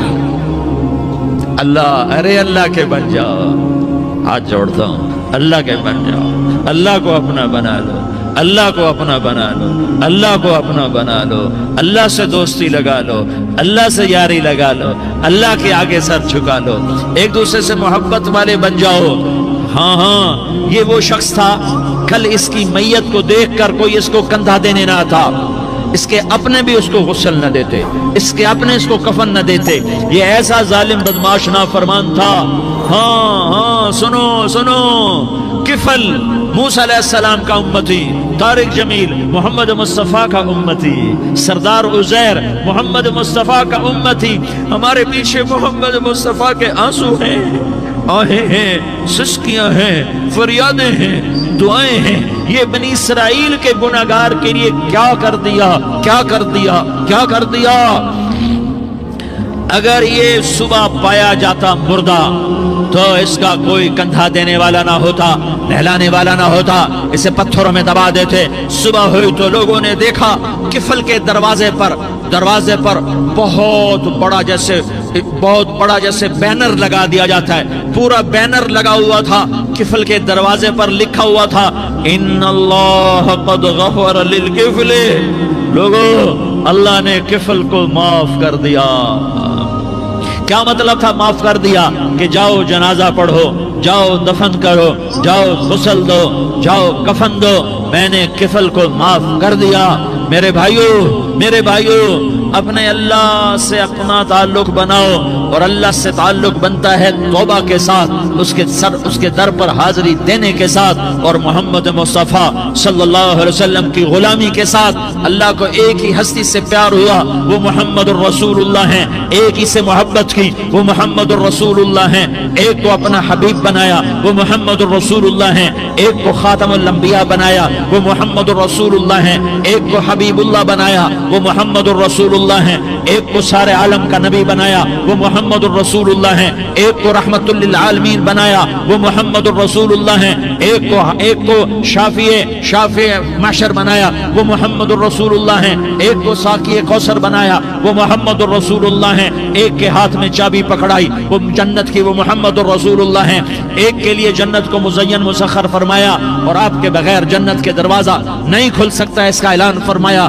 وہ محمد الرسول اللہ ہیں۔ اللہ سے جڑنے کا سردار عزیر ہو یا اس کا گن مین ہو، طارق جمیل ہو یا اس کا ملازم ہو، دونوں کے لیے ایک ہی راستہ ہے، ایک ہی راستہ ہے، ایک ہی راستہ ہے۔ یہ میری بہنیں جو جمع ہیں، ان کے لیے ایک ہی راستہ ہے کہ حضرت محمد مصطفیٰ صلی اللہ علیہ وسلم کی غلامی میں آ جائیں، ان کے طریقوں پر آ جائیں، ان کے راستوں پر آ جائیں، ان کی زندگی کو اپنی زندگی بنا لیں۔ میرے نبی کی زندگی محفوظ ہے، یہ کائنات کا سب سے افضل، سب سے اعلیٰ، سب سے برتر، سب سے اجمل، سب سے اکمل، سب سے ابہا، سب سے انور، سب سے اتم، سب سے اجل، سب سے انور، سب سے کمال والا، جمال والا، حسن والا محمد بن عبداللہ بن عبد المطلب بن ہاشم بن عبد مناف بن قصی بن کلاب بن مرہ بن کعب بن لوی بن غالب بن فہر بن مالک بن نضر بن کنانہ بن خزیمہ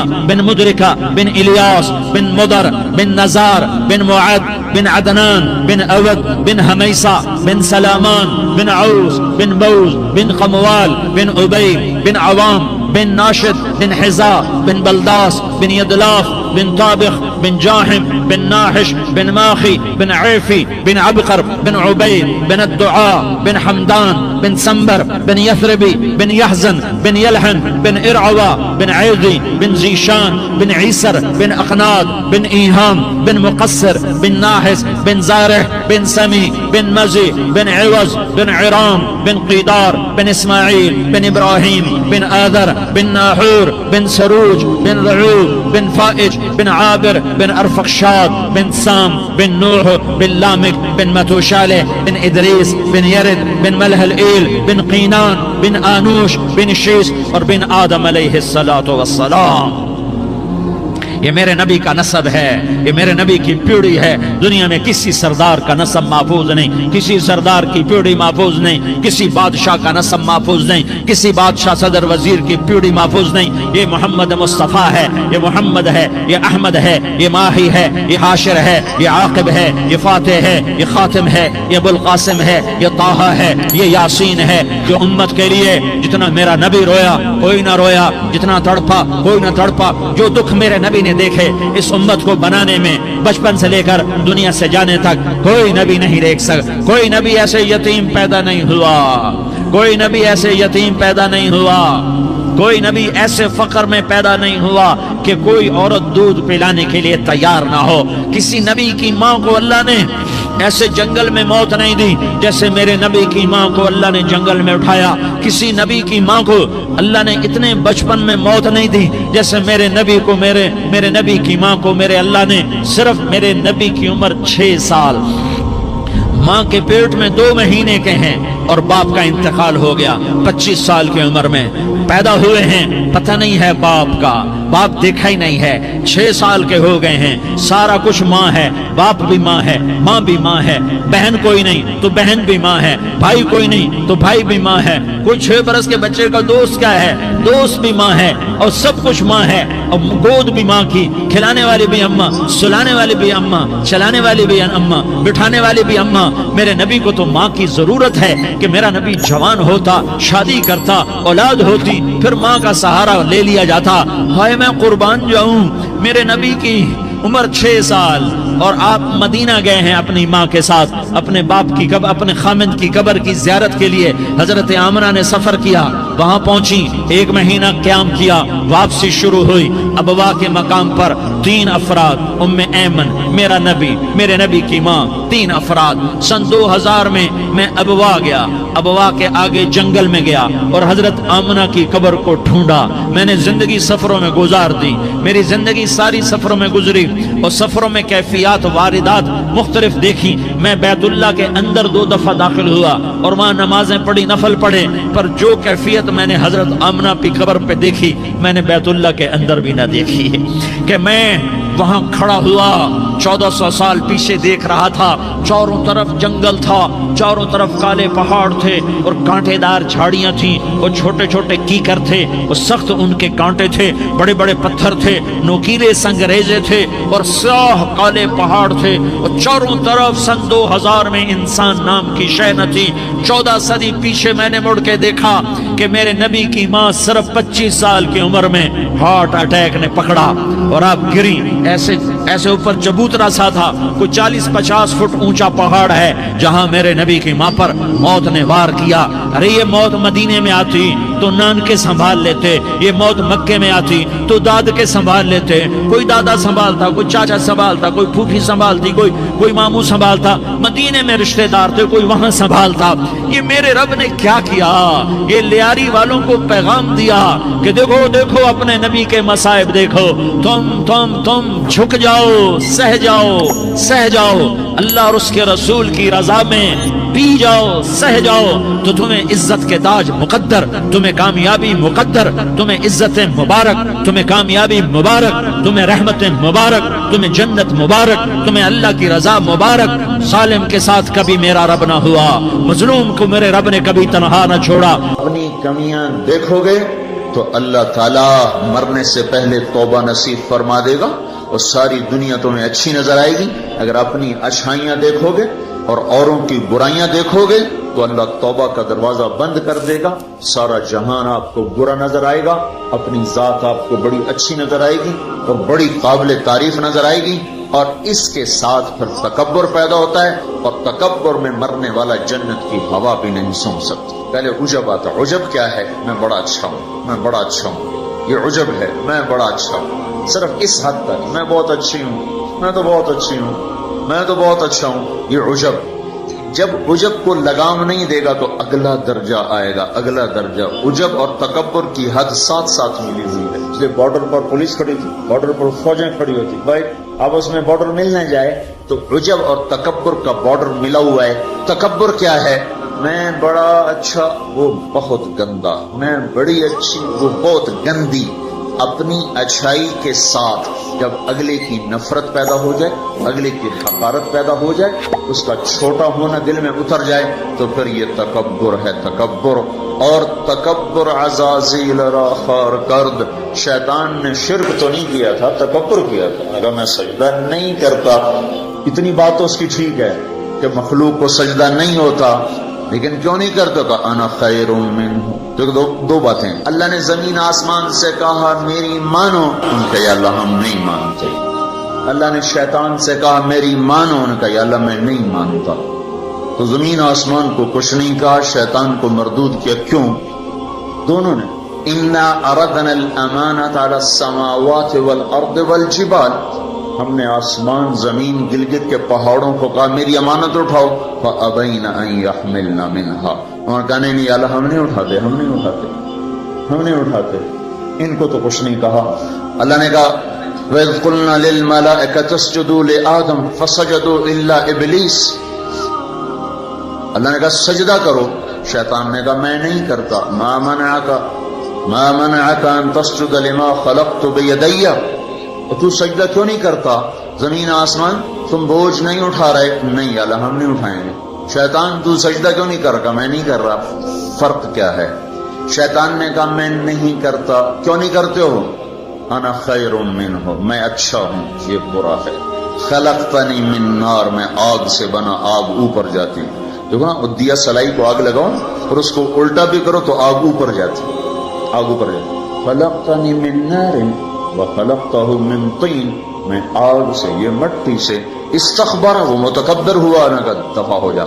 اچھا زمین آسمان نے کہا ابھی اللہ ہم نہیں اٹھاتے. اللہ کہا کیوں؟ اشفق, یا اللہ ہمیں تیرا ڈر, اللہ ہمیں تیرا خوف ہے کہ ہم تیری امانت اٹھا نہیں سکیں گے, اللہ ہماری ہمت نہیں کہ ہم تیری امانت. اشفقنا منہا, وہ ڈر گئے کہ اللہ ہمارا بس کا نہیں ہے.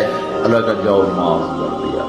انہوں نے کہا میں اچھا گفتگو مردود ہے قیامت تک کے لیے.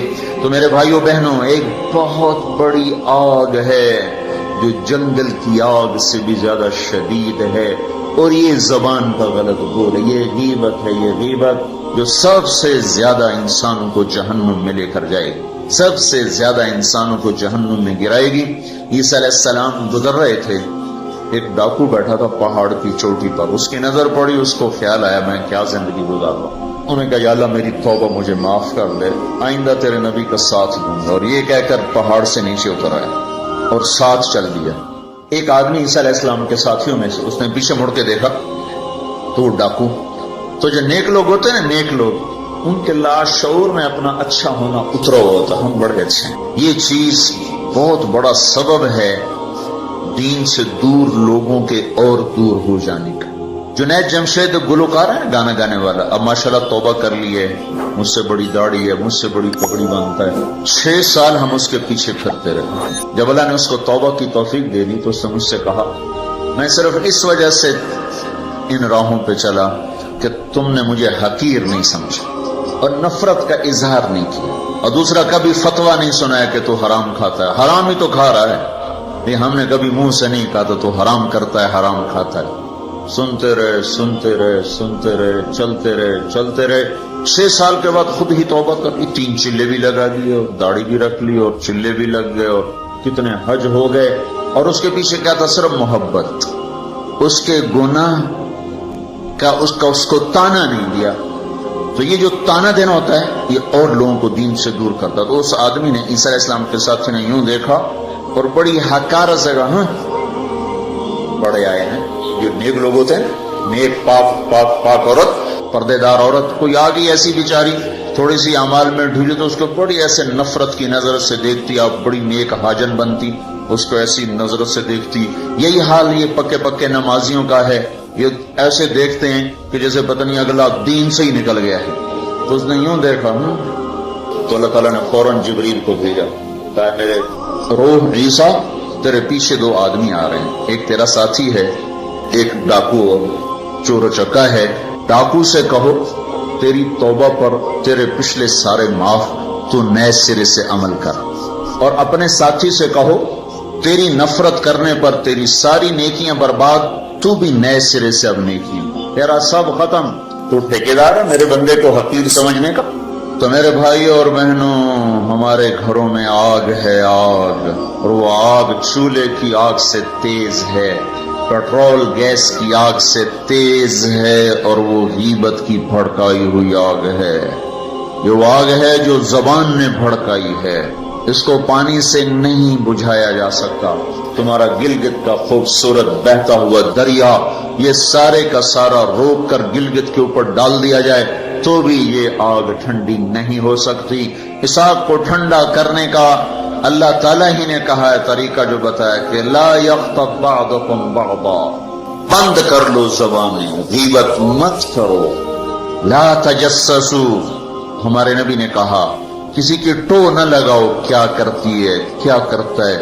لا تحسسوا لا تجسسوا, تحسس کیا خود پیچھے پھرنا, اور تجسس کیا کسی کو پیچھے لگ جاؤ دیکھو کیا, جیسے پولیس ہی نہیں, حکومت والے CID لگاتے ہیں نا, CID, یہ تجسس ہے. تجسس جاسوس, اسی سے جاسوس ہے, تجسس سے جاسوس. اور وہ رپورٹ لکھتے ہیں, وہ الٹی لکھیں سیدھی لکھیں, اسی پہ فیصلے ہوتے ہیں.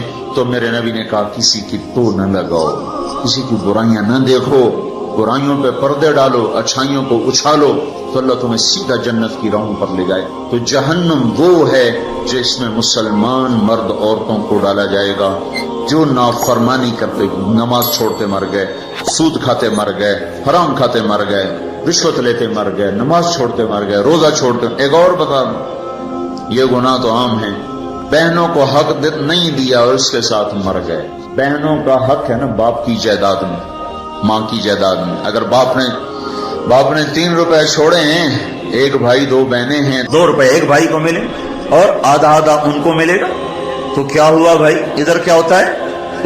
सारा हक भाई दबा के बैठ जाता, सारा हक भाई ने दबाया, और भाई क्या हुआ? भाई हमारा रिवाज कोई नहीं।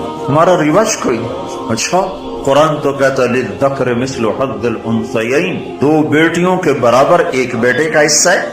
1 रुपया बेटी को मिला, 2 रुपए बेटे को मिले, 8 आने बेटी को मिले, 1 रुपया बेटे को मिलेगा। पर अल्लाह तबारक व तआला ने औरत का हक पहले बताया, मर्द का हक बाद में बताया। लिद्दक्र मिस्लु हद्दिल उन्सयैन, लिद्दक्र मिस्लु हद्दिल उन्सयैन। और यहाँ सारी गिलगित की वादी बहनों का हक खा जाती है, और कोई कहता भी नहीं कि हराम हो गया। तो रिश्वत खाए तो कहते रिश्वत खाता है, कोई सूद खाए कहते बड़ा मुजरिम है, सूद खाता है, कोई डाका डाले तो कहते बड़ा जालिम है, डाके मारता है। सारे गिलगित वालों ने बहनों के हक पे डाका मारा, ना कोई मुकदमा हुआ, ना कोई फरियाद हुई, ना किसी ने हाय की, और किसी बहन ने कुछ मांग भी लिया तो उल्टा उस पे चढ़ाई हो गई। बहनों का हक खाता हुआ मर गया, जन्नत की हवा भी नहीं लगी। माँ का हक खा लिया, खामिद मर गया, अल्लाह ने माँ का हक रखा है। औलाद है तो 8वां हिस्सा माँ का है, औलाद कोई नहीं 4था हिस्सा माँ का है। बाप मर जाता है, माएं बेचारी फकीर बन के बच्चों से खैरात मांगती हैं, हालांकि अल्लाह ने खामिद के हक में से 1/8 माँ का हक रखा था, कोई नहीं देता।